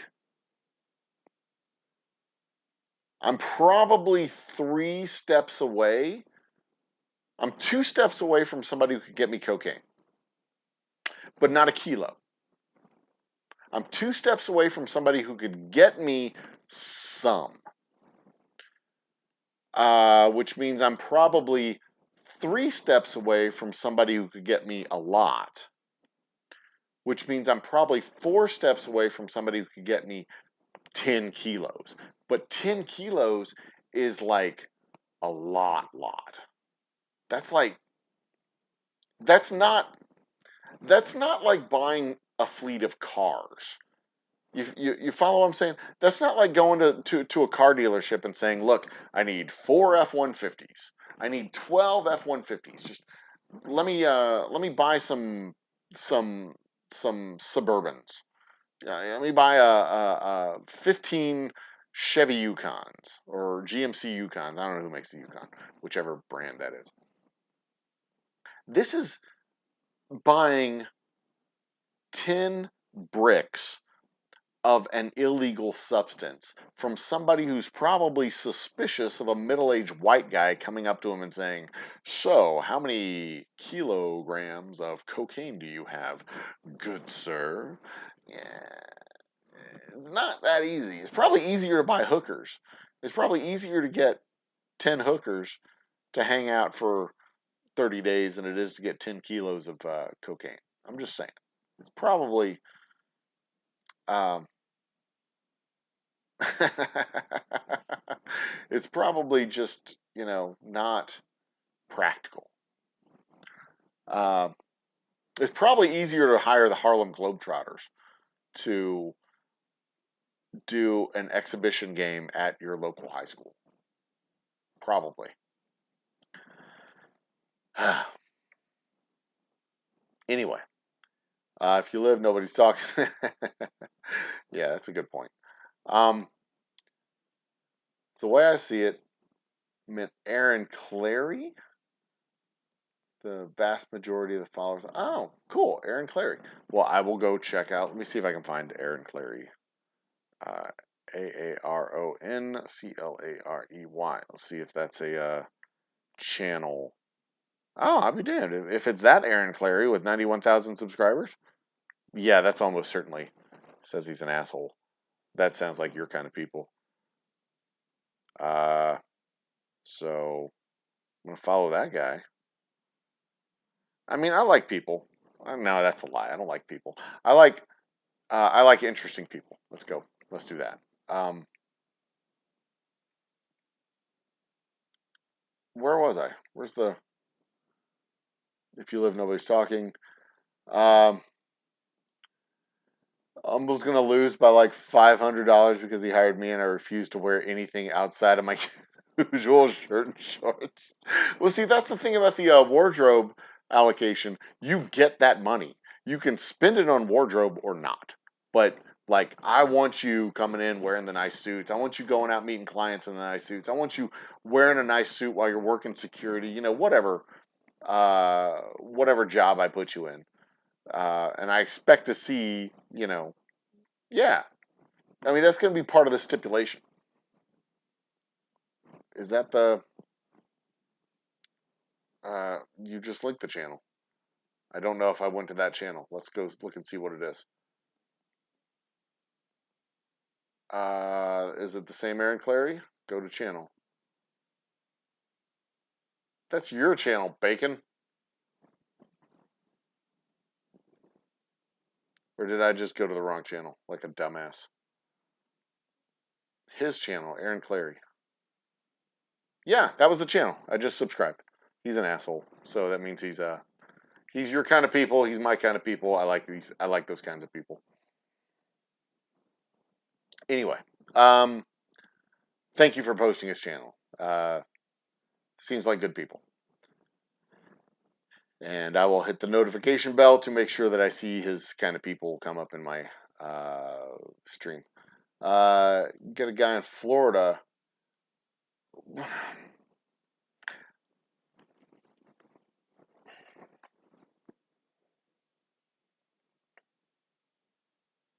So I wonder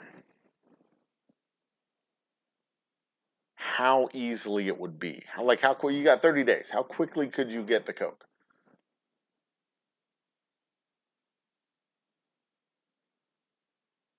And because I'm thinking of the logistics of it, right? And like the risk involved for only $500,000 out of 83 million. Because we're talking just $1 million,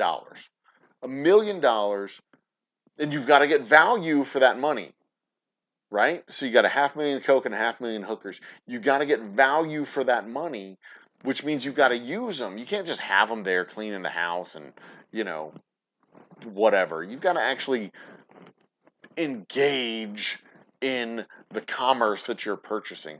I can't do that much coke. I can't do. I've never done it, so I'm pretty sure I can't do any of it. I'm very happily married, so I can't use the hookers. I don't think it's a practical part of this. I don't think it's a practical part of the solution to the problem. But you know, it could be like the foosball machine at the Googleplex, where they have their campus and they have their foosball machine and the other stuff. Like, you don't have to use the foosball machine; it's just there available for you if you want to. I guess consider it a perk of employment. It's just an option. You know you don't have to use your medical insurance, but it's there for you if you want to. Anyway. Um,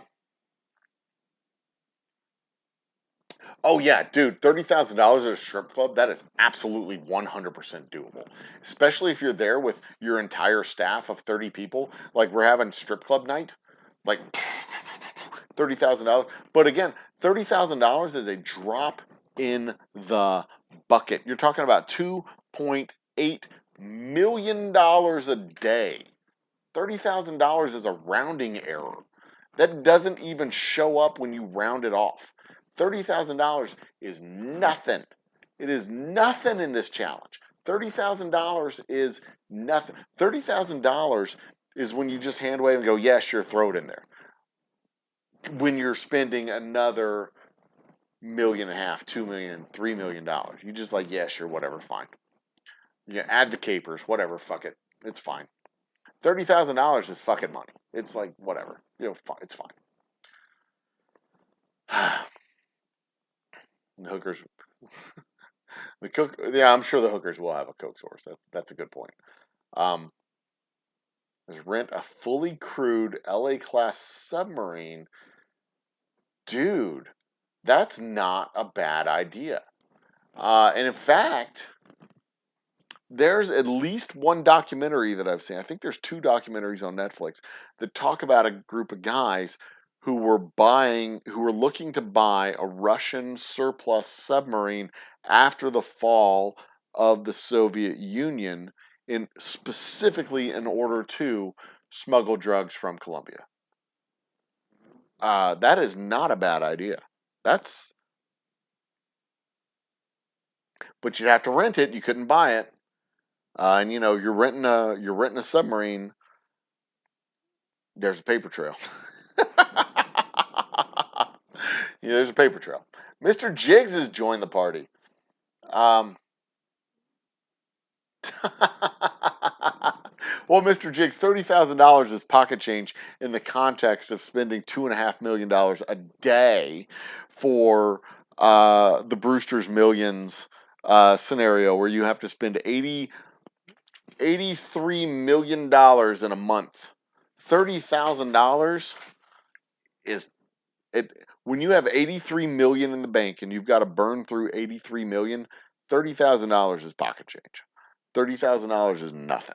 It is just $30,000 to 83 million is the same as, let's see here, $50,000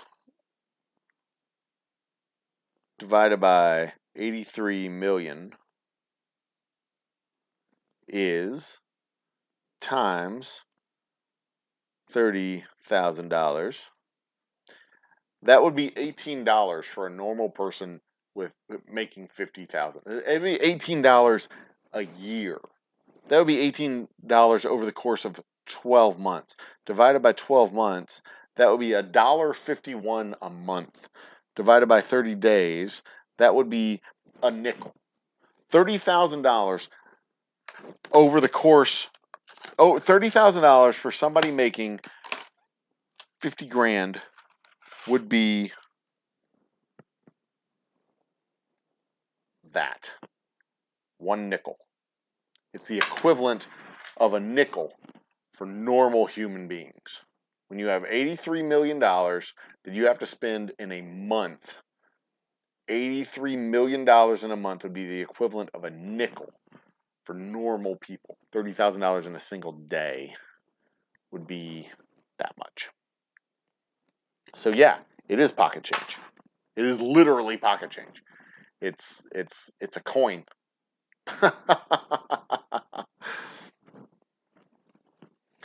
Depending on your wife, you one thing she said you never do.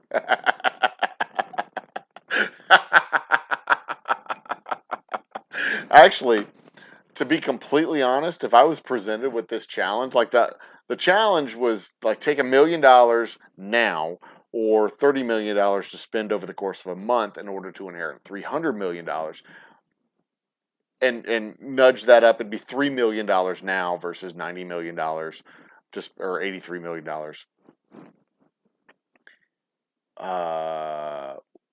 Whatever that would be, it's not quite. Well, let's just round it off to three. It'd be $3 million now. My lovely wife would probably tell me to take the $3 million now. Knowing her, knowing the risk aversion, and knowing myself, I would probably err towards the $3 million because it's a huge risk. $83 million in a month is hard to. They're like in the Brewster's Million, the actual 1985 scenario from the actual scenario from the movie, the law office, which was the executor of the will, had a vested interest in in Brewster failing the challenge. That was the whole conflict of the movie, right? So, assuming it would be the same situation, I would assume that I would be working against the executor of the will, trying to prevent me from successfully completing the task, because I mean they'd still get their fee from the $830 million transfer to me, but instead of being able to be executor of the asset of the funds as they distributed the remainder to charity, um, they would just get the one fee as they transferred everything to me, and then they would be done. So their vested interest, of course, is to continue to be in control of the funds. So I would assume that I would be working against a law firm that's the executor of an $830 million trust. Uh, I mean, that's a formidable foe. That is a very formidable foe. I would have to have my own legal team working against them. It would be a whole like legal conflict, and in 30 days. Um, so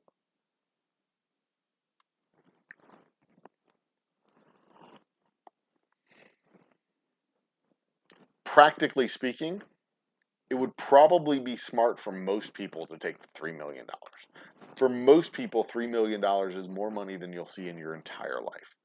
For most people, $3 million is more money than you'll see in several lifetimes, especially if it's all at once. You'll probably, most people will never, most people will never earn all of that in their entire life of of what, let's say you get your first job when you're 16 or 17 years old, you work until you're 65 or so that's 50 years of work. In 50 years of work, most people will never see $3 million cumulatively. $3 million divided by 50 is $60,000 a year. Most people won't see that. Like as a household, you might see that. But the average, I think, is something like 55. It might be even lower than that. But most people in their entire working life won't see $3 million cumulatively. You certainly won't see it all at the same time. So probably the best bet, the best move for most people would be just take the $3 million. And that's part of the thought process, part of the logic, part of the philosophy of the challenge is how hard it is to spend that much money, how hard it is to build an organization from scratch. Like if you have a lead up time, if you have 3, 4, 5 months to build an organization to spend that kind of money, you can burn through $2.5 million in a month. But it's really hard to burn through $2.5 million in the first month because you're building up that infrastructure. You've got to hire the people. You're not going to have everybody in on day one. You're going to have a whole bunch of people kind of filter in. You'll have 3 or 4 people on day one, 7 or 8 people on day two, another 12 or 13 on day three, and then by day 15 or so, then you're fully staffed and you're fully ready. And you may never be fully staffed. You may never. I mean, if you're not fully staffed by day 15, you're not doing the vomit comet. You're not doing the demolition derby. You're not doing. You're not doing a lot of this stuff. So you're not really spending $2.5 million a day. You're spending 9 million, 10 million, 15 million on the last day. On the last 5 days, the last 10 days, you're spending $10 million a day for the last 5 days because you get a really slow start. Like the logistics, the practical logistics of it are a lot harder than the logistics on paper. Because the logistics on paper, I'll pay them $8,000 a month, but they won't show up on day one. I'll give them a $2,000 clothing allowance, but they're not going to be there on day one. They may not show up until the 15th of the month, and if they don't show up to the 15th of the month, they're not getting any new suits, any good suits, any tailored suits, because it takes 2 weeks to get a tailored suit. At least 2 weeks to get a tailored suit. So the practical implications are even more challenging than just the paper implication. The paper implications say, yeah, this is easy. We can do this on paper, no problem. I'll just call up and rent the Vomit Comet. But you know how hard it is to rent the Vomit Comet for 40 people? It's like practically impossible because they can't fit 40 people inside that airplane. You can't put 40 people in it.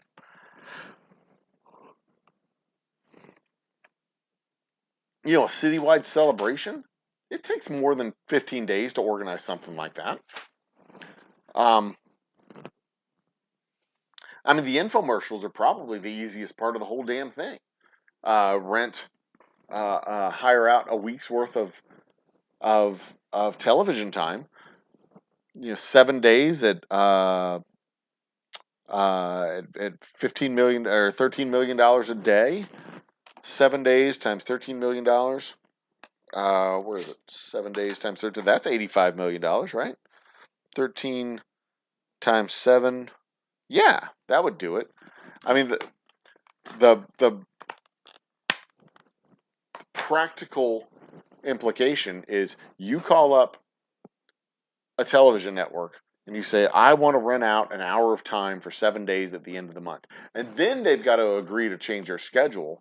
And then, and only then, will you be able to put together a 1-hour infomercial. You've got to hire a production crew and all this stuff. You got to slap this shit together in 3 weeks because you've got a week's worth of shows that you're going to do. And what do you do? What's your show going to be? Promoting your upcoming the organization of your company. The idea for your company that we're going to be investing in startups. So send me your startup plans. That may be the only way to actually practically do this. Is you rent out an hour of TV time on 1 or 2 networks every day for 6 days, not 7 days, because you don't have enough for 7 days. 6 days. Hire the production crew, do the show, and tell people I'm putting together this company to invest in startups. Send me your startup ideas. And that may be, to overthink this, that may be the simplest solution of them all, is just hire out some TV time. Maybe that's it. Maybe I just solved the problem, and it was much easier that way. Spend stupid money with no real return. That is that is the answer. that is the whole damn thing in a nutshell. Way to synopsize. Synopsize? Yeah, that's a word now. Synopsize, Destin. Appreciate that. 30 grand a night at the strip club. Sure, but only because you have to eat. But only they have all you can eat steak, searches back pockets for change. Oh God, that is fucking hilarious. Um, collect islands to start eventually real life. Yeah, I mean that's when you have the 83 million or 830 million dollars. That's pretty. Islands are remarkably cheap.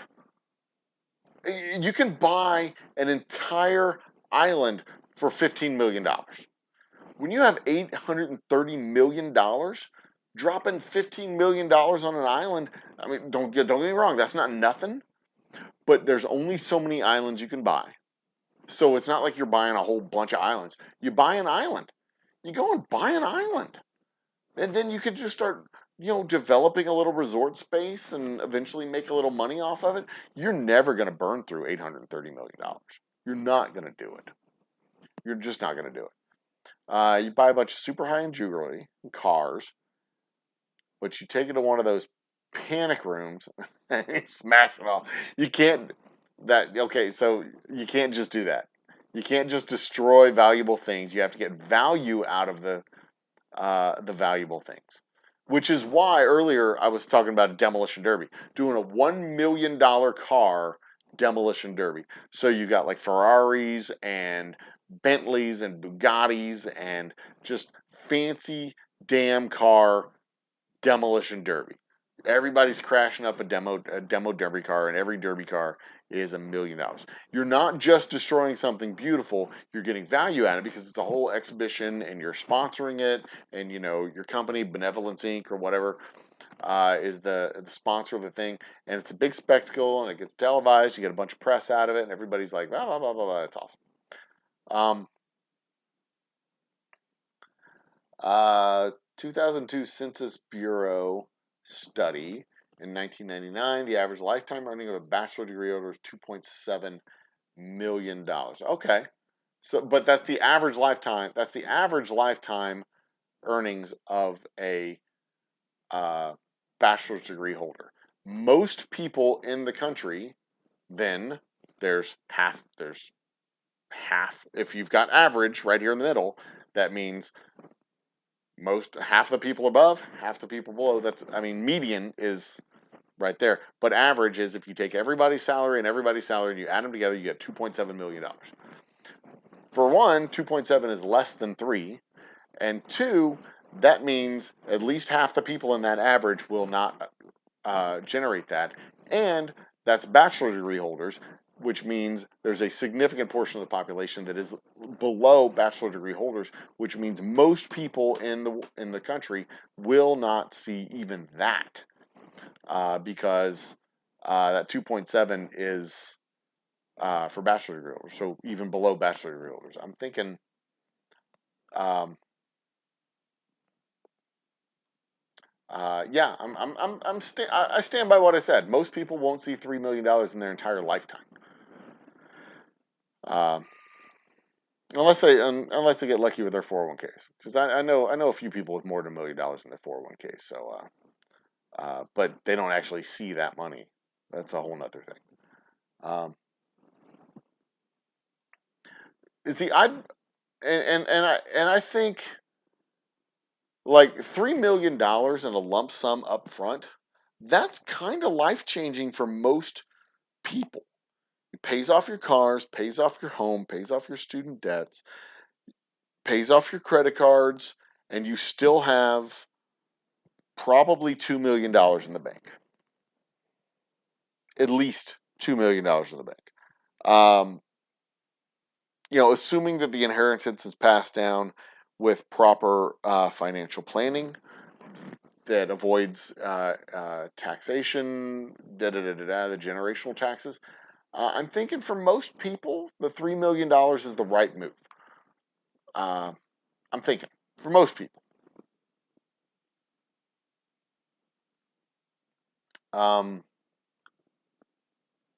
might take a couple of weeks. Last time I had a bespoke suit, it was done within a couple of days. Oh, okay. Well,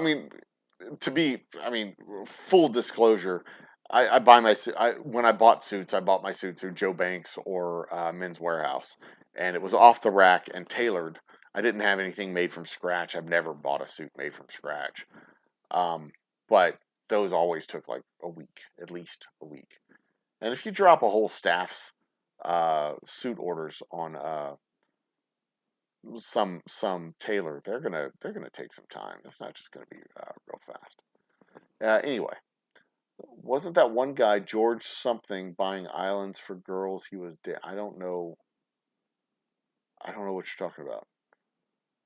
Relatively cheap, getting the infrastructure and supplies might be. Oh yeah. Absolutely. The building out the infrastructure on the islands. Building wells, making sure they have electricity, making sure they have Wi-Fi. Connections to the outside world. All that. Docks for boats, airstrips for private planes or helicopters, whatever. All that stuff would over time cost money to build out, but dude, an island? You can buy an island for less than $5 million. You got a whole fucking island for less than $5 million. They're dumb cheap, uh, dumb cheap to buy. But anyway,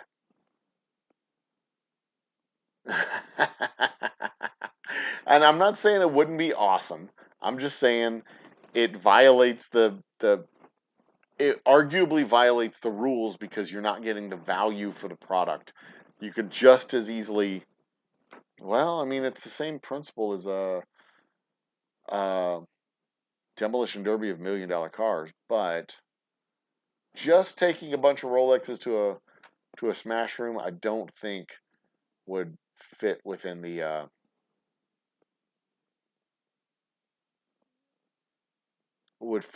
spirit of the challenge.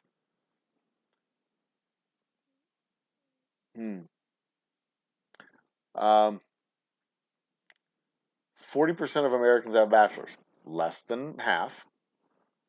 Those numbers were a decade old, so that'll be a good 20%. Yeah, no, I'm sticking with what I got. Most people will not see $3 million in their entire life. It's, I, it's not likely. It is highly unlikely that most people in the United States will earn a cumulative total of $3 million in their entire life.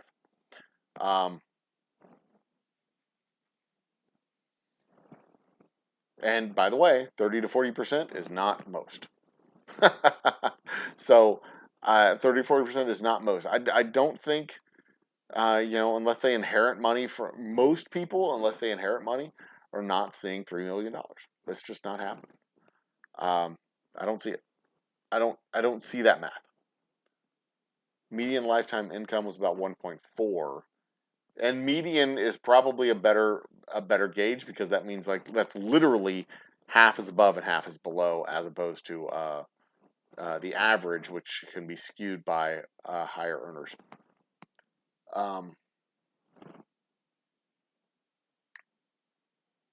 So yeah, and that's like I'm sticking with what I invested all in Shiba.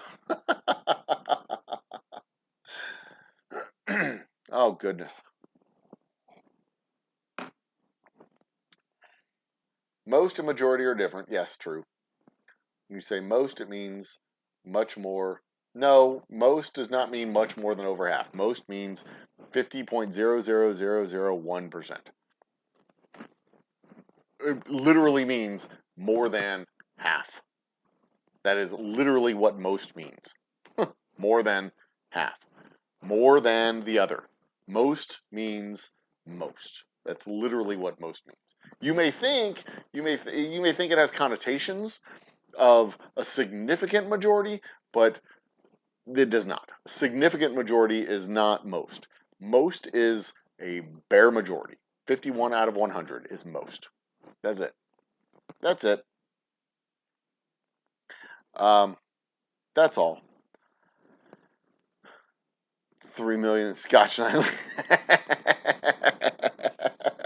That is a good. That'd be a good problem to have. I would take that. Absolutely. 3 million in Scotch a night. That's nice. Most, greatest in amount. That's 51 out of 100. That is most. It is not significant majority. Just more than the other. Hell, it could be 35 out of 69 is most. 35 versus 34. Most is just more. That's it. And the way I see it's back in the chat. Cheers. America's biggest fireworks show in Dude, that would be fucking dope as hell. A big exhibition. Like, and that's what I was thinking of with like the Demolition Derby, a big exhibition or a big like party at Minute Maid Park here in Houston. Like a big like advertising spectacle. And that would be what the infomercials would be advertising and supporting, is this big advertising spectacle that we're going to be doing in order to promote the business that I am establishing in the next 30 to 60 days. Bring me your startup ideas. Bring me your investment ideas. Bring me your ideas that need capital for me to develop. This is the spectacle that gets eyes on us. That's what I do with the $830 million, is I would invest in startups and ideas and side gigs that people want to turn into main gigs. That would be the whole goal of my investment fund, is to take people's side gigs and turn them into main gigs. And that's what, and you know, the biggest fireworks show, we do it in Houston, Chicago, and New York. The challenge with something like that, though, again, we're talking about logistics. Organizing a fireworks show in 5 different cities in 30 days is hard. It's really, really, really hard. Although, you know, I got 30 staff members, I could put some people on that job specifically. Say, look, this is what you got to do. I want you people to organize this shit. This is your job. Find an events company in this town. You're my Chicago team. You're my New York team. You're my Houston team. You're my Wichita team. You're my San Francisco team. You're my LA team. You're my Tampa Bay team. You're my Atlanta team. You're my Denver team. We're going to do this. We're going to do fireworks across the country. That'd be a fucking awesome show. I could drop $5 million into that easily. I think that would, a big multi-city fireworks display. That would be fucking awesome. That would be fucking awesome. And top shelf, that is exactly how most people use most. Majority means most. You can argue it all you want, but English is English. I mean, you don't have to like it. Slaving away at work, but having a great. All right, we got. Wow, we need to talk later. I'm curious what you're doing. It is 14 minutes after midnight in Houston, Texas. I am curious what you do for a living now. I'm always curious what people who work after midnight. What is it that y'all do? Like that is that. I mean, I've worked well past midnight at the distillery, at my real job. Well, not at my real job, before the distillery. I never worked at the bank past midnight, but I did bring home work and do work at home after midnight. But you don't have to tell me. It doesn't matter. I'm just idly curious. If you wish to share, share. You don't have to be specific either. Anyway. What do you do for a living, Dustin? I'm curious what people do for a living. Because y'all find yourselves on YouTube in the middle of the damn night. You've clearly got a computer in front of you. You're goofing off on Facebook. You're goofing off on Twitter. You're goofing off on the TikToks. You're goofing off on the YouTubes. You find yourself on my live stream.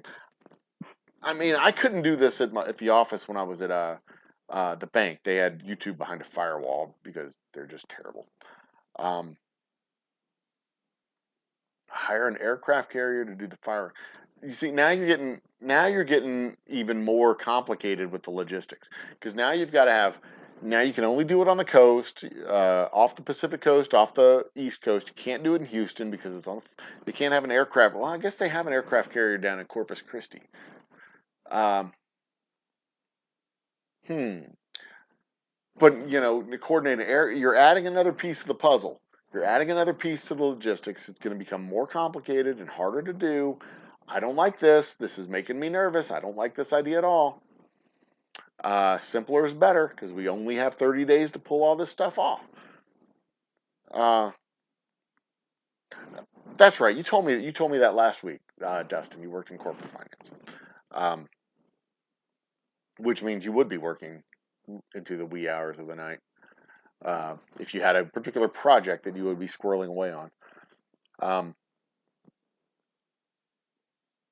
$1 million of whiskey a night would not be particularly hard if you had the right whiskeys.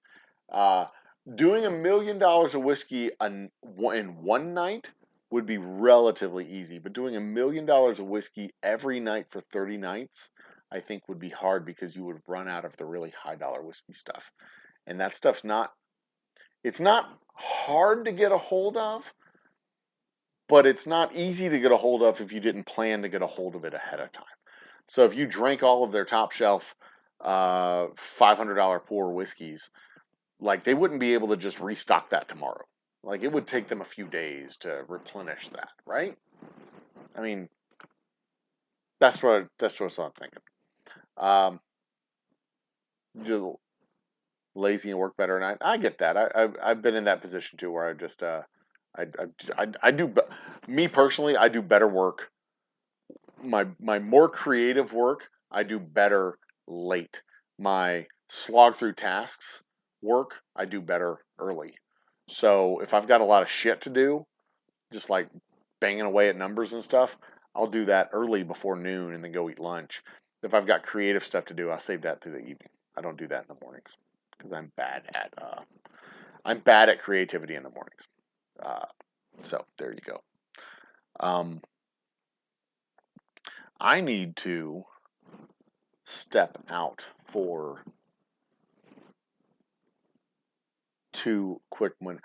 Even when I worked at the bank, Dustin, in the previous job, I got nothing done before noon. I got so very little actual work done because you come into the office, you get your coffee. Come into the office, you get your coffee, you say hi, you do the stuff. If they have meetings, you go to the meetings. We're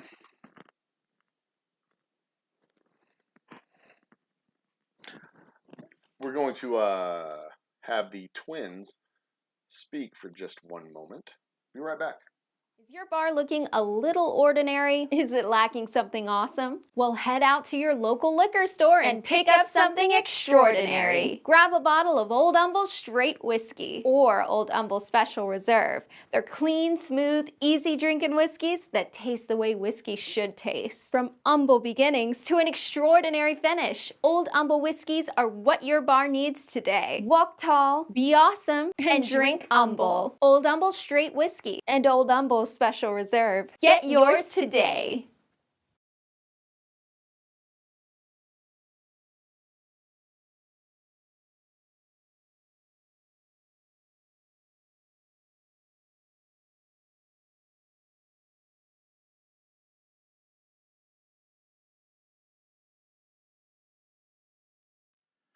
Did that work? I don't know how much of that y'all heard. Did that work? I think that worked. The door's open though. That's fine. All right.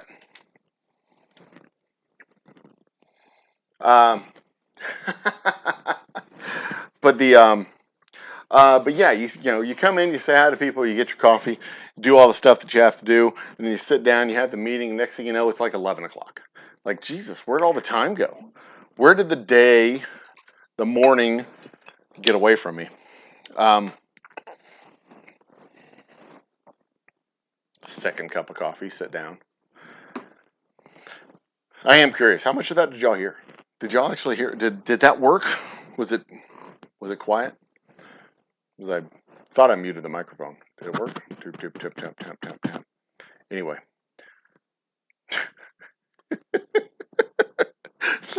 All of the internet just heard my bathroom break.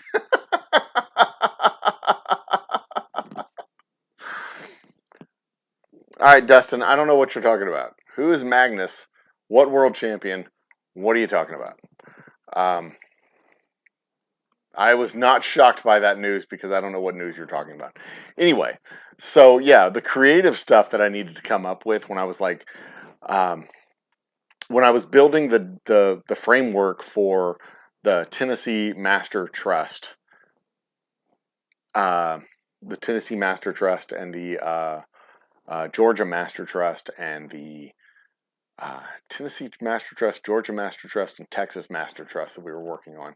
And by the way, I built these trusts, the framework for these trusts, like the week before those motherfuckers let me go. Anyway, that was all done in the afternoon when I'm sitting down, have the flow charts and all the data, and then, like, money goes this way and data goes this way, and all the shit was going back and forth. Yeah, all that stuff was done in the afternoons, and sometimes into the wee late hours of the evening. Magnus Carlsen, chess champion. Yeah, don't know anything about that guy. They stepped down. Can you do that? Can you just be like, I'm not going to be champion anymore? And then, like, I mean, you're still the last one who won the championship, right? You can't just not be. I mean, you're still that guy. I mean, maybe you don't do appearances anymore, I guess. I don't know. Whatever.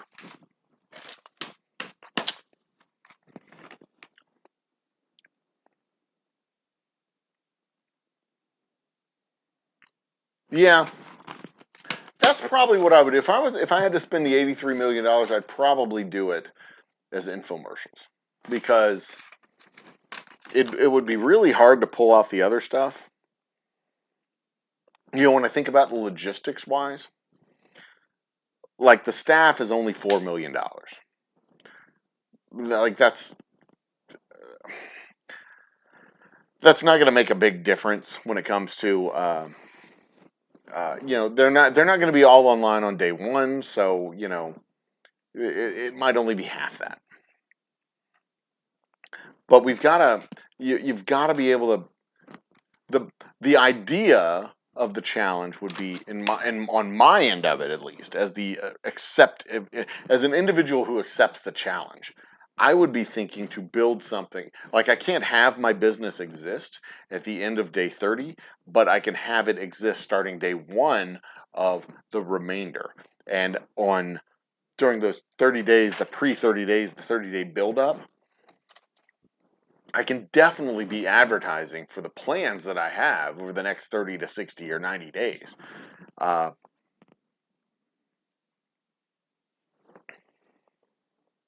So then, like, I mean, that would be the goal that I would use for the $83 million, is to use that money to promote and advertise the work that I was intending to do. I couldn't tell them about the $830 million. I couldn't actually tell them about that. But I can, be like, this is the plans that we have over the next 60 days.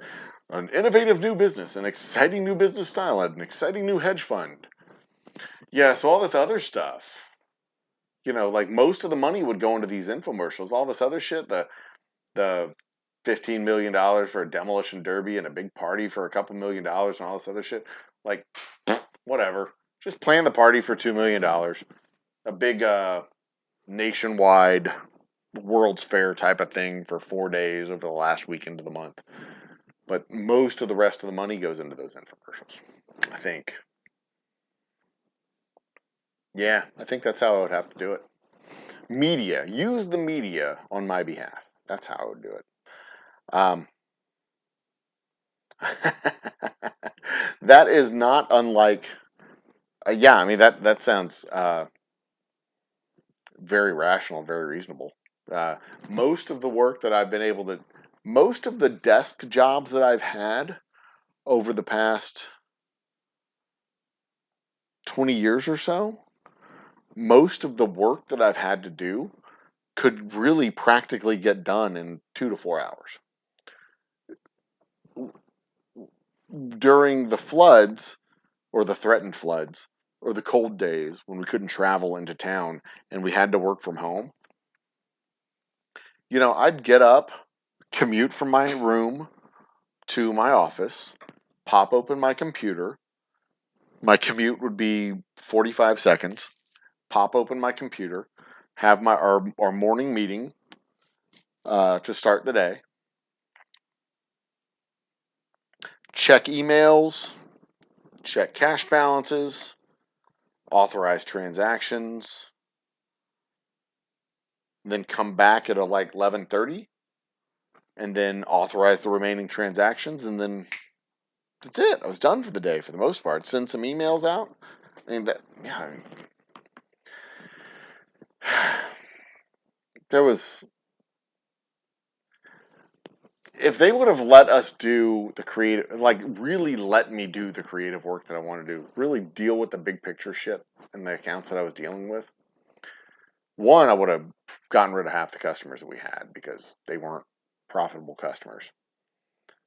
And it was bad for them to be, it was bad for them to be clients of the bank, and it was bad for the bank to keep them on as clients because the bank wasn't making any money. They were, they were dead clients, dead accounts, whatever you want to call it. The bank it wasn't profitable for the bank, and it wasn't good for the client because the client wasn't getting the best value for their money.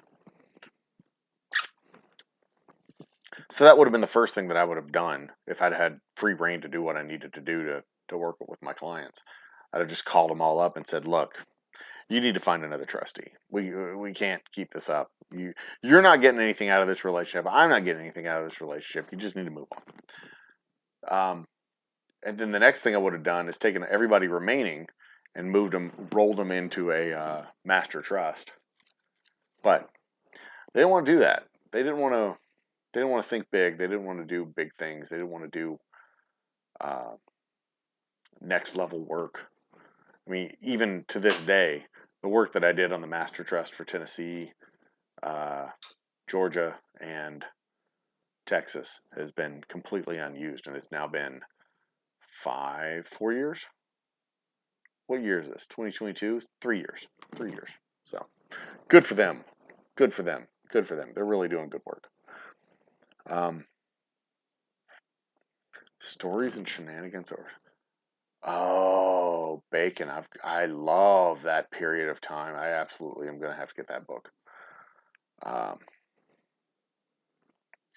Behind the housing crash.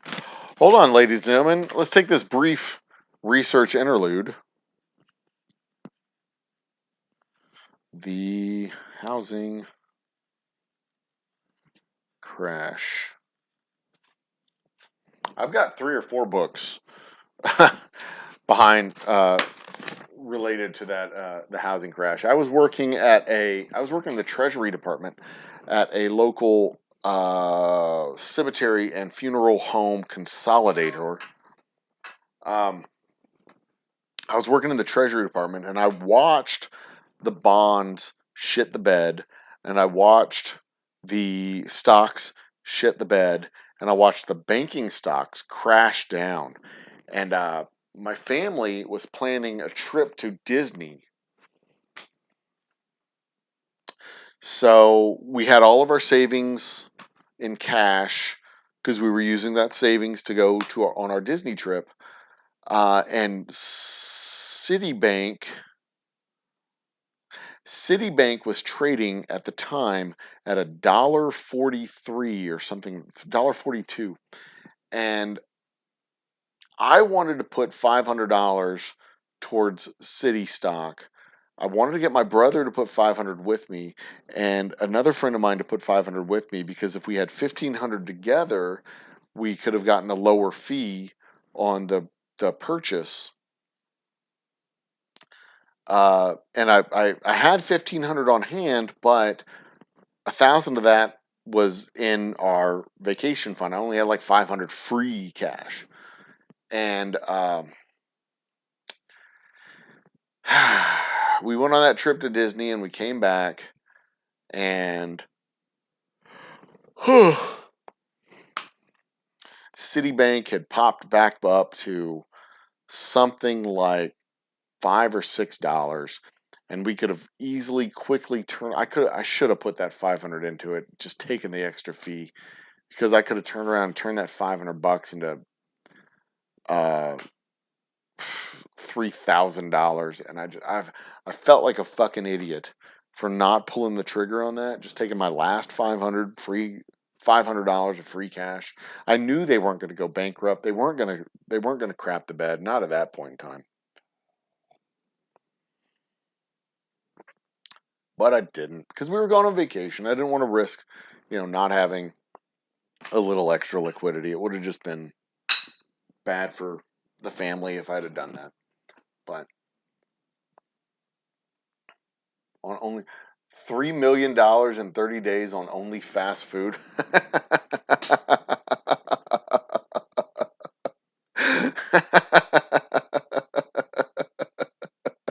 This message brought to you by Chipotle. Chipotle, for when you like Mexican food but hate yourself. This message brought to you by Arby's, because your hunger is stronger than your memory. Oh, Lord. Good times, good times, good times. Oh, goodness. Anyway, guys, I think it's time to wrap this up. I do. We've been going, what, 2.5 hours now? It's 12:30. We'll wrap it up at 1 o'clock. I'm going to put a peg in 1, put a pin in 1 o'clock. That is going to be my time to flee the show, I think. We've had a good time. We've talked about Brewster's Millions. We've talked about the different scenarios. The original scenario, the inflation-adjusted original scenario, which, by the way, $30 million in a year is not really that hard. The original scenario in 2022 money is not that challenging. But then you talk about the 1985 scenario. The 1985 scenario is a lot harder. Spending $1 million a day is tough, not impossible, but it's tough. Spending $1 million a day is tough. You find a bunch of high dollar items, and then you're like, wow, we've done this, we've got this, and then you look at them and you add them up, and it's like $16 million, and you're like, oh shit. And that's the demoralizing part, because you look at the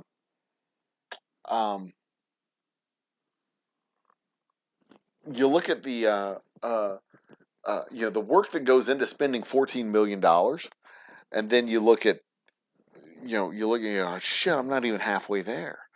Damn, it felt like I spent a lot of money. And for normal people, like, spending a lot of money is challenging, because, like, we're normal. We don't want to spend, we have an aversion to spending money.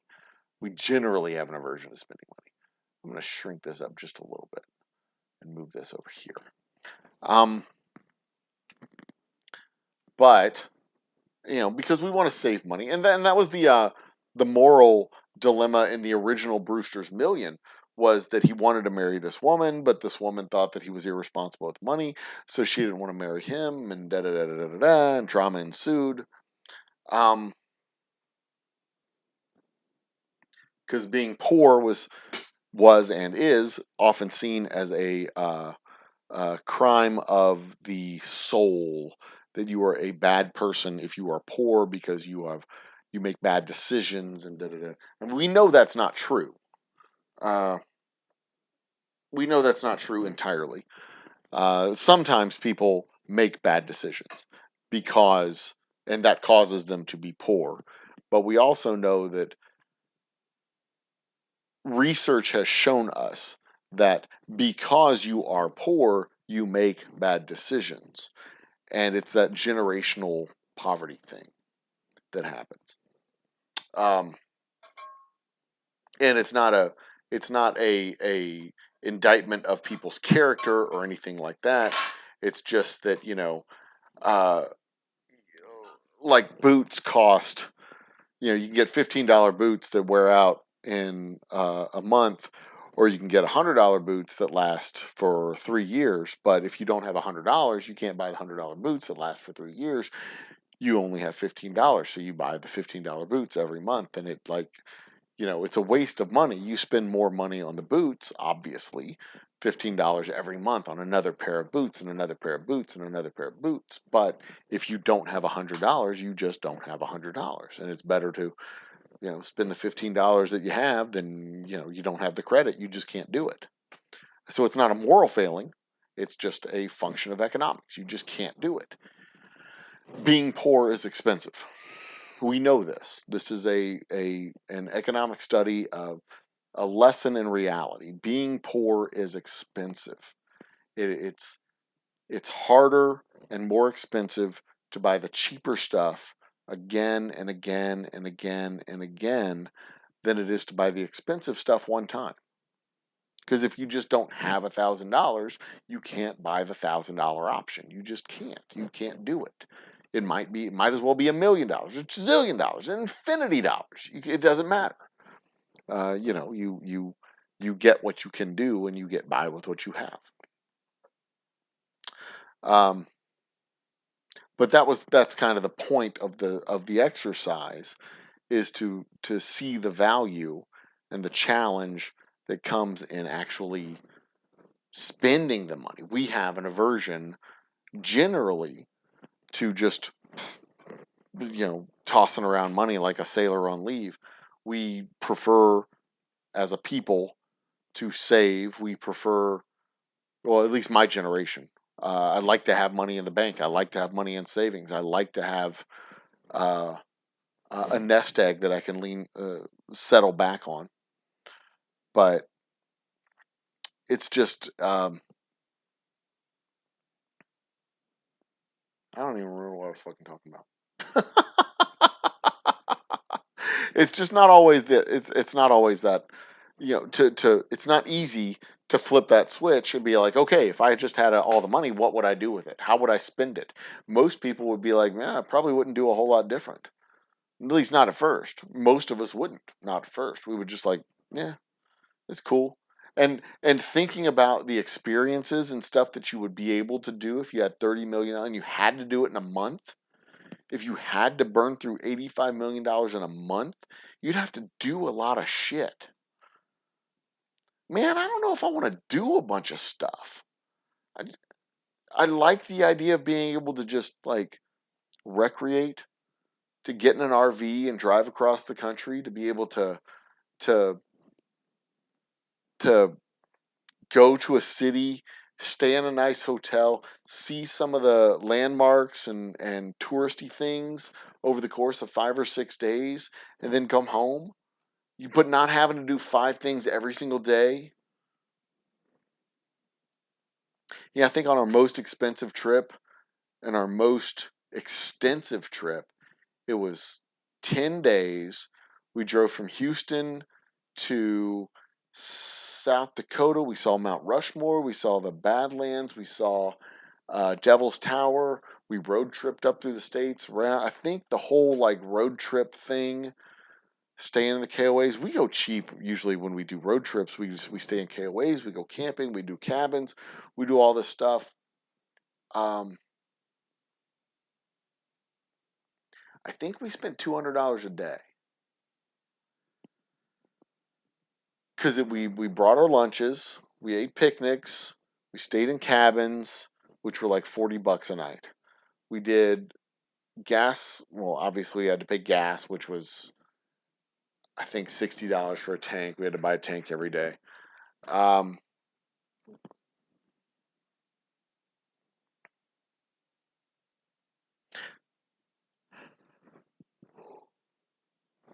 The actual stuff we did, I think we only spent like $200 a day, maybe $3. But we were on the road for 10 full days, so it was like a $3,000, $3,500 trip.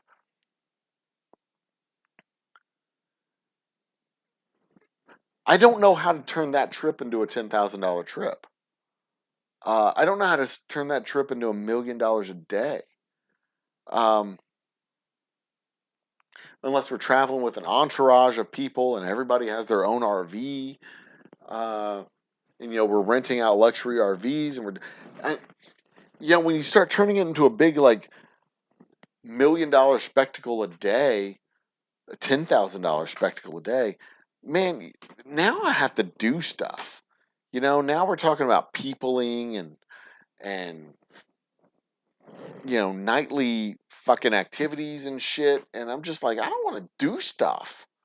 I want to go and I want to have low key, relaxing, laid back, I don't want to rent out an entire uh, uh, uh, club every night and just have money, falling from the rafters.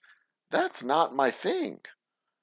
And doing $83 million in a month, like $2.5 million a day, like personally, and most people, I assume, have this adverse reaction to spending that much money. I remember the first time I wrote a check for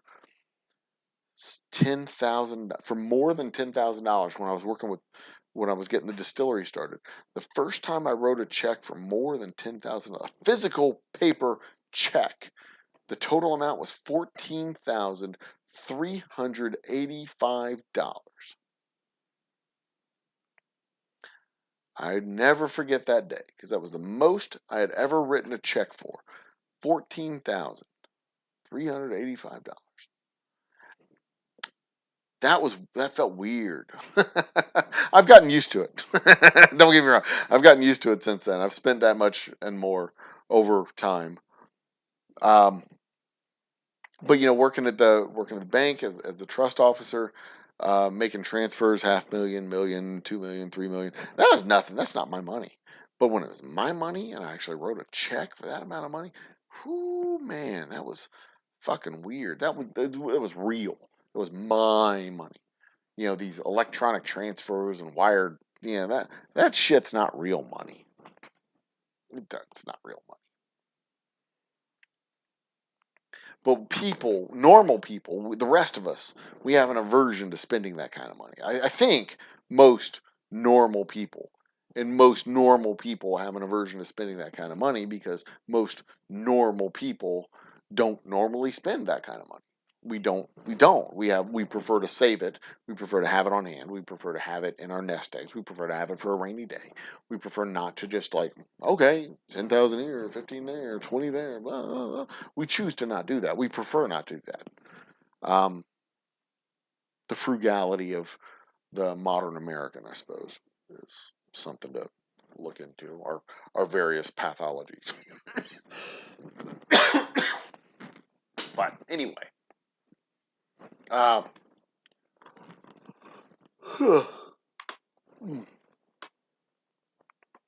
I think $3 million in 30 days on fast food would actually kill us. um, but this would have been the opposite. This Citibank buy would have been the opposite of shorting it. It would have been buying it for the long because I was doing the research that I was doing at the time. Ford. There were three companies that I saw that were undervalued and underpriced because of market conditions. Bank of America, Citibank, and Ford. And if you remember at the time, Ford, GM, and Chrysler were all going through, excuse me, we're all going through the finance issues. And Ford, like Chevy GMAC was seizing up. They were having problems with liquidity. Chrysler was practically bankrupt, and Ford was having issues with liquidity in their lending arm, but they weren't having issues with liquidity in their actual manufacturing company because they had mortgaged a bunch of factories and gotten themselves squared away. And in the congressional hearings, when they were talking about bailing out the auto industry, Ford came in and said, "Yeah, we're good. We don't need any bailout money. We're good." And they were forced to take some money. And at the time, I think Ford was trading at like $3 or $4, somewhere in the $3 or $4 range. And within 2 weeks, they had gone back up to 14. After GM took the money, Ford took the money, Chrysler took the restructuring plan. Ford went back up to like $14, a big 300% pop like that. Bank of America was trading at something like $14, and they went up to 35. And Citi was at $1.40. I remember Citi because they were the lowest of the three. They were like $1.40, and they popped back up to $5 or $6. Might have been 14 as well that they popped up to over the course of the next like 30 or 60 days. I wonder what City stock is trading at right now.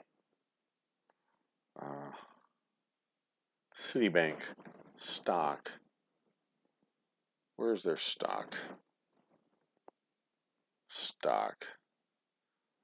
Citibank stock is at 52. So they might have popped back up to $14. I can't remember.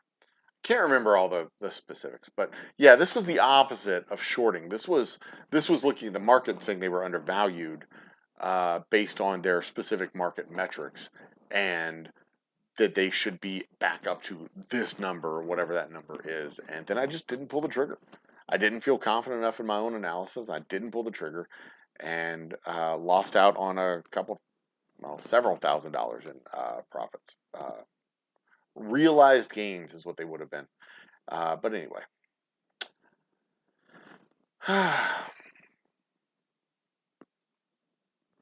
I doubt a lot of the things you could have spent exorbitantly back on in the day cost much they do now, even including inflation, if they existed to spend. That is exactly why I think it's probably easier to do it now than it was to do it. Certainly easier to do it now than it was to do it in 1915. Probably easier to do it now than it was in 1985, just simply because the high-end market is bigger. There's more billionaires now than there were in 1985, even inflation adjusted. There's more millionaires now than there were in 1985, even with adjusted inflation. There's more millionaires than there were in 1914, even with the adjustment of inflation. I really, really, really do think, in principle, it should be easier because you can rent out stadiums and you can aircraft carriers and fireworks displays. There's a market of scale that we have now that we didn't have then. Then you really would have to do 1,000 fireworks displays to spend $100,000 in fireworks. But now you could, in adjusted money. But now you can literally do one fireworks show for $100,000. Back then you would have to, rent out 5 or 6 blimps to spend $100,000. Now you can do it with one airline. And you're done. You can have one jet that you could rent out and do all the accoutrements to go on the jet, champagne service and whatever, have a little disco ball, whatever on your 747 super jumbo flight. Back then, they didn't have the scale of economy that we have now. Back then, $1 million, like legit, was a lot of money. Like, there just weren't that many people with $1 million who had access to $1 million, who could come up with that kind of money unless you were like a lord or whatever. It was tied up in land, it was tied up in business, it was tied up in stocks, it was tied up in whatever. But to scale it forward to now, $7 million, there's a lot of people with access to $7 million, or what was it, $30 million? $1 million scaled up to, what was it, 30? The original was $1 million a year, and that scaled up to 30. There's a lot of people with access to $30 million. If they needed to have $30 million in cash, they could take loans out against their assets. They could sell some things. You could sell a couple of houses. There's a lot of people who could have access to $30 million within 30 days. So just the scale of economy, the ability to have a receptacle into which you could shove that much money is greater now than it was then. They just didn't have a place where you could spend $30 million in 1914. They didn't have a place where you could spend $1 million in 1914. You just couldn't do it. Because they just didn't have that, the holes weren't that big. But anyway.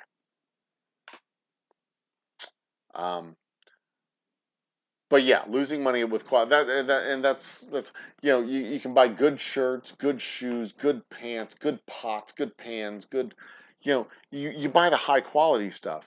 You're not going to lose money on it. It's going to be more expensive up front, But in the long run, you spend less money. You don't have to buy $100. If you buy a shirt, you don't have to buy $100 shirt every 3 months. You buy a $20 shirt, you have to buy a $20 shirt every fucking month. The $100 shirt, you buy it once, you're done. You don't have to buy that shirt twice, because that shirt's going to last you for 3, 4, 5 years. The $20 shirt, you're going to get holes, and it's going to be threadbare over the course of the next 3, 4 months, easy. And yeah, you know what I'm talking about. And the argument can even be made with whiskey there, Dustin. Sometimes expensive whiskey is not worth the price you pay. It just is not. There's a lot of brands that sell the same damn whiskey that's just a different label. Different sorority girls wake you up. Jesus Christ.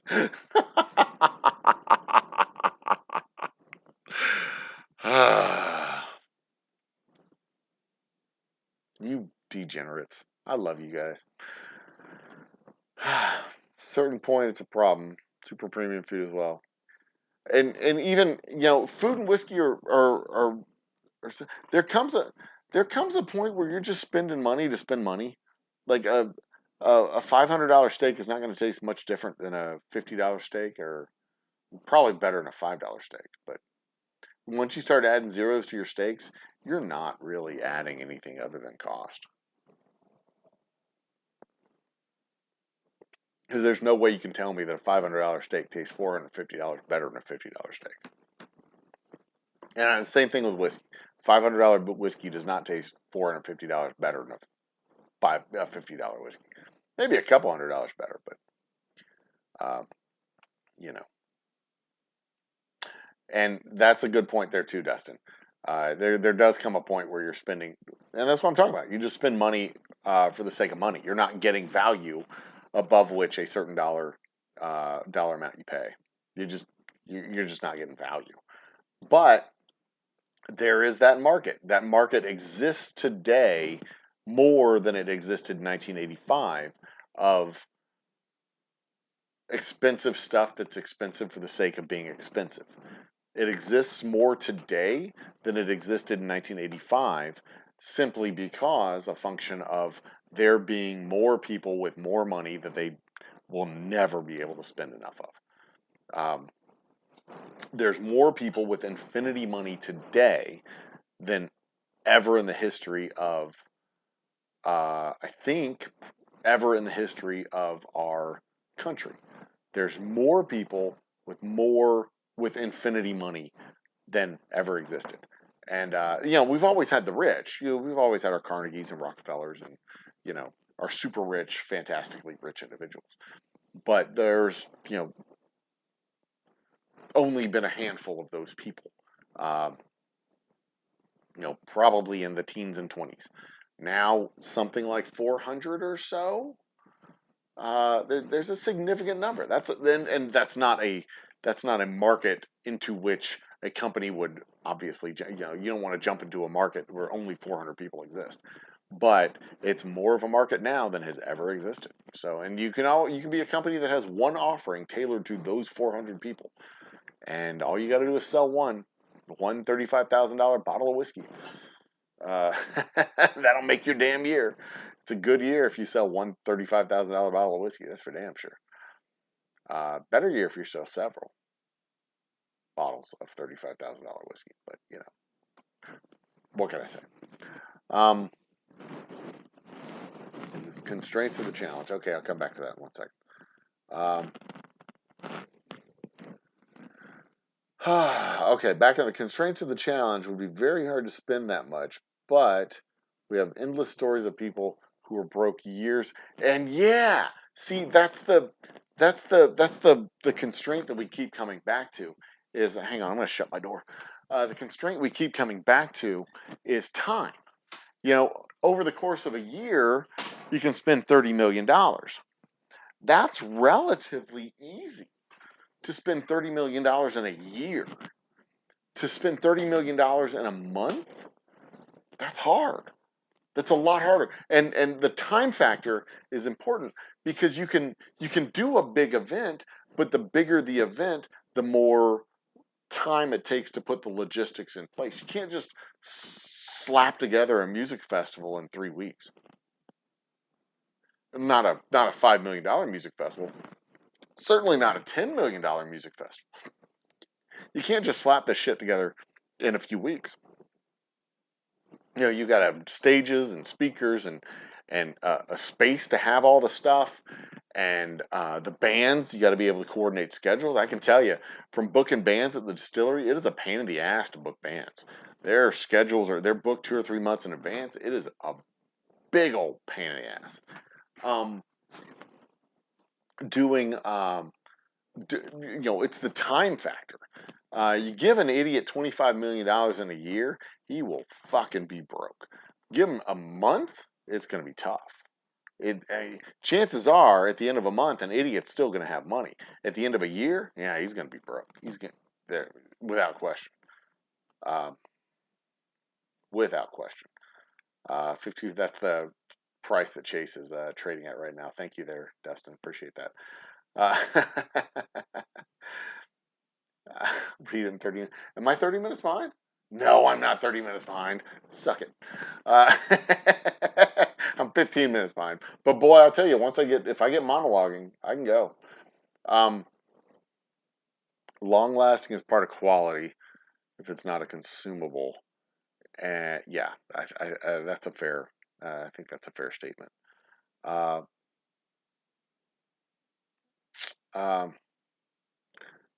Thinner, which is one of the benefits, but also doesn't hold up longer. Whiskey seems to cap out for me around $1,200. I have never spent $1,200 on a single bottle of whiskey. Although I have spent $5,000 on whiskey. So, hell, I've spent more than that, to be quite honest. If we're being honest, I've spent a whole lot. If there's a super expensive barbecue place, ooh, I wonder if there's a super expensive barbecue place. I know of a couple of barbecue places here in town that are super expensive, like $15 for a plate of for a barbecue quesadilla, $22 for a barbecue baked potato type. But that's like expensive for barbecue. That's not expensive, like empirically expensive. Like $22 for a meal is expensive, but it's not like I'm gonna go broke expensive. That's like I'm only gonna do that once a week. Type of expensive, but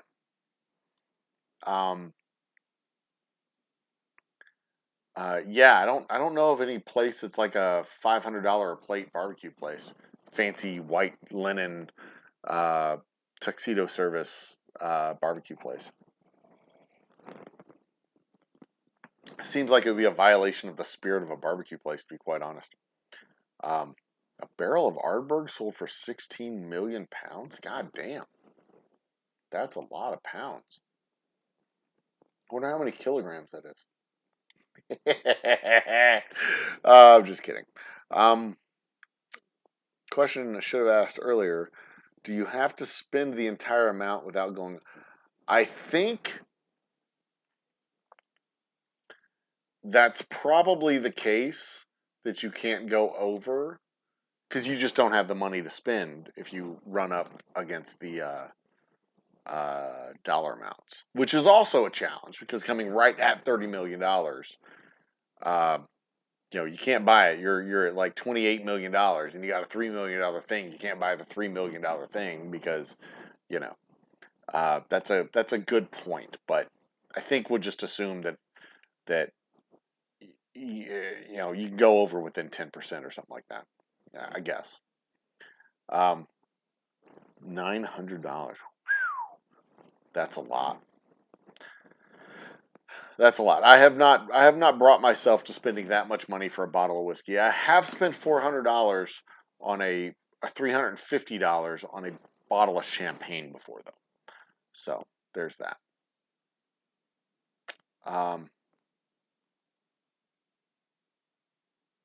Yeah, $2,000-3,000 at auction does not necessarily mean. I mean, you know, whatever. I can't. I can't wrap my head around a whiskey auction. Like, that's not really aftermarket. That's not really market prices. That's a very specific market. Like, the market is a much broader term.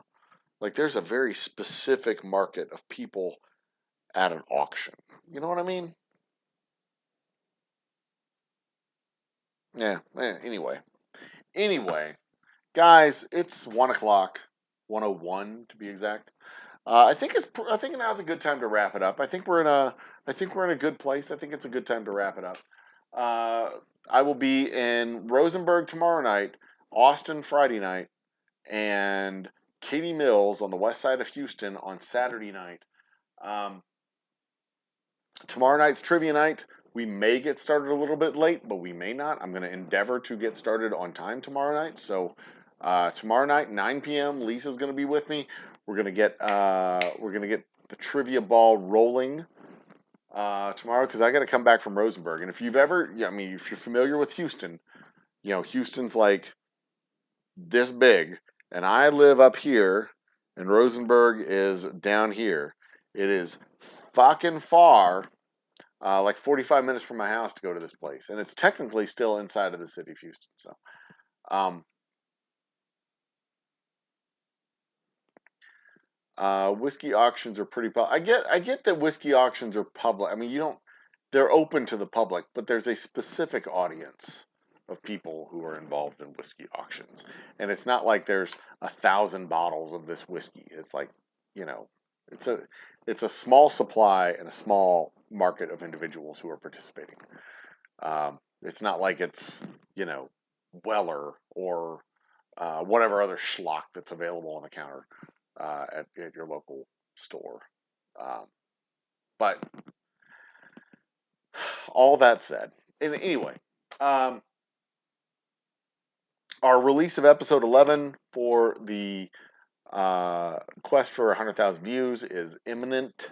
I've been saying this for the last several weeks. I've got all the graphics and art. I just need to corral myself and give myself time to do it. And I've got a couple other videos that I'm working on. I'm working on some different stuff for the channel. And hopefully y'all will enjoy it and you will shower me with love and praise and more subscribers and all the other things that come along with that. Ladies and gentlemen, brothers and sisters, children of all ages, I do absolutely 100% appreciate your support. And we're going to switch over here to this channel, and I will remind y'all we are now at 648 subscribers as we march onward to 1,000 subscribers. When we hit that number, 1,000 subscribers, I'll fight a fucking kangaroo. At least that's the plan. And if we hit, I think it was 750 by the end of next month, 750 by the end of August, I think is what I said. I will dye my beard. Well, I'll grow my beard back out, and I will dye it a bright blue. That color blue. I don't have any hair, so I can't dye my hair. But I grow my beard back out, dye it blue. If we hit 750 by the end of next month, and we're at 648. We're almost at 650 now. So, and 1,000 subs. What is that? 1,000 subs. Did you say ball waxing? No, I will not be waxing my balls. Thank you very much.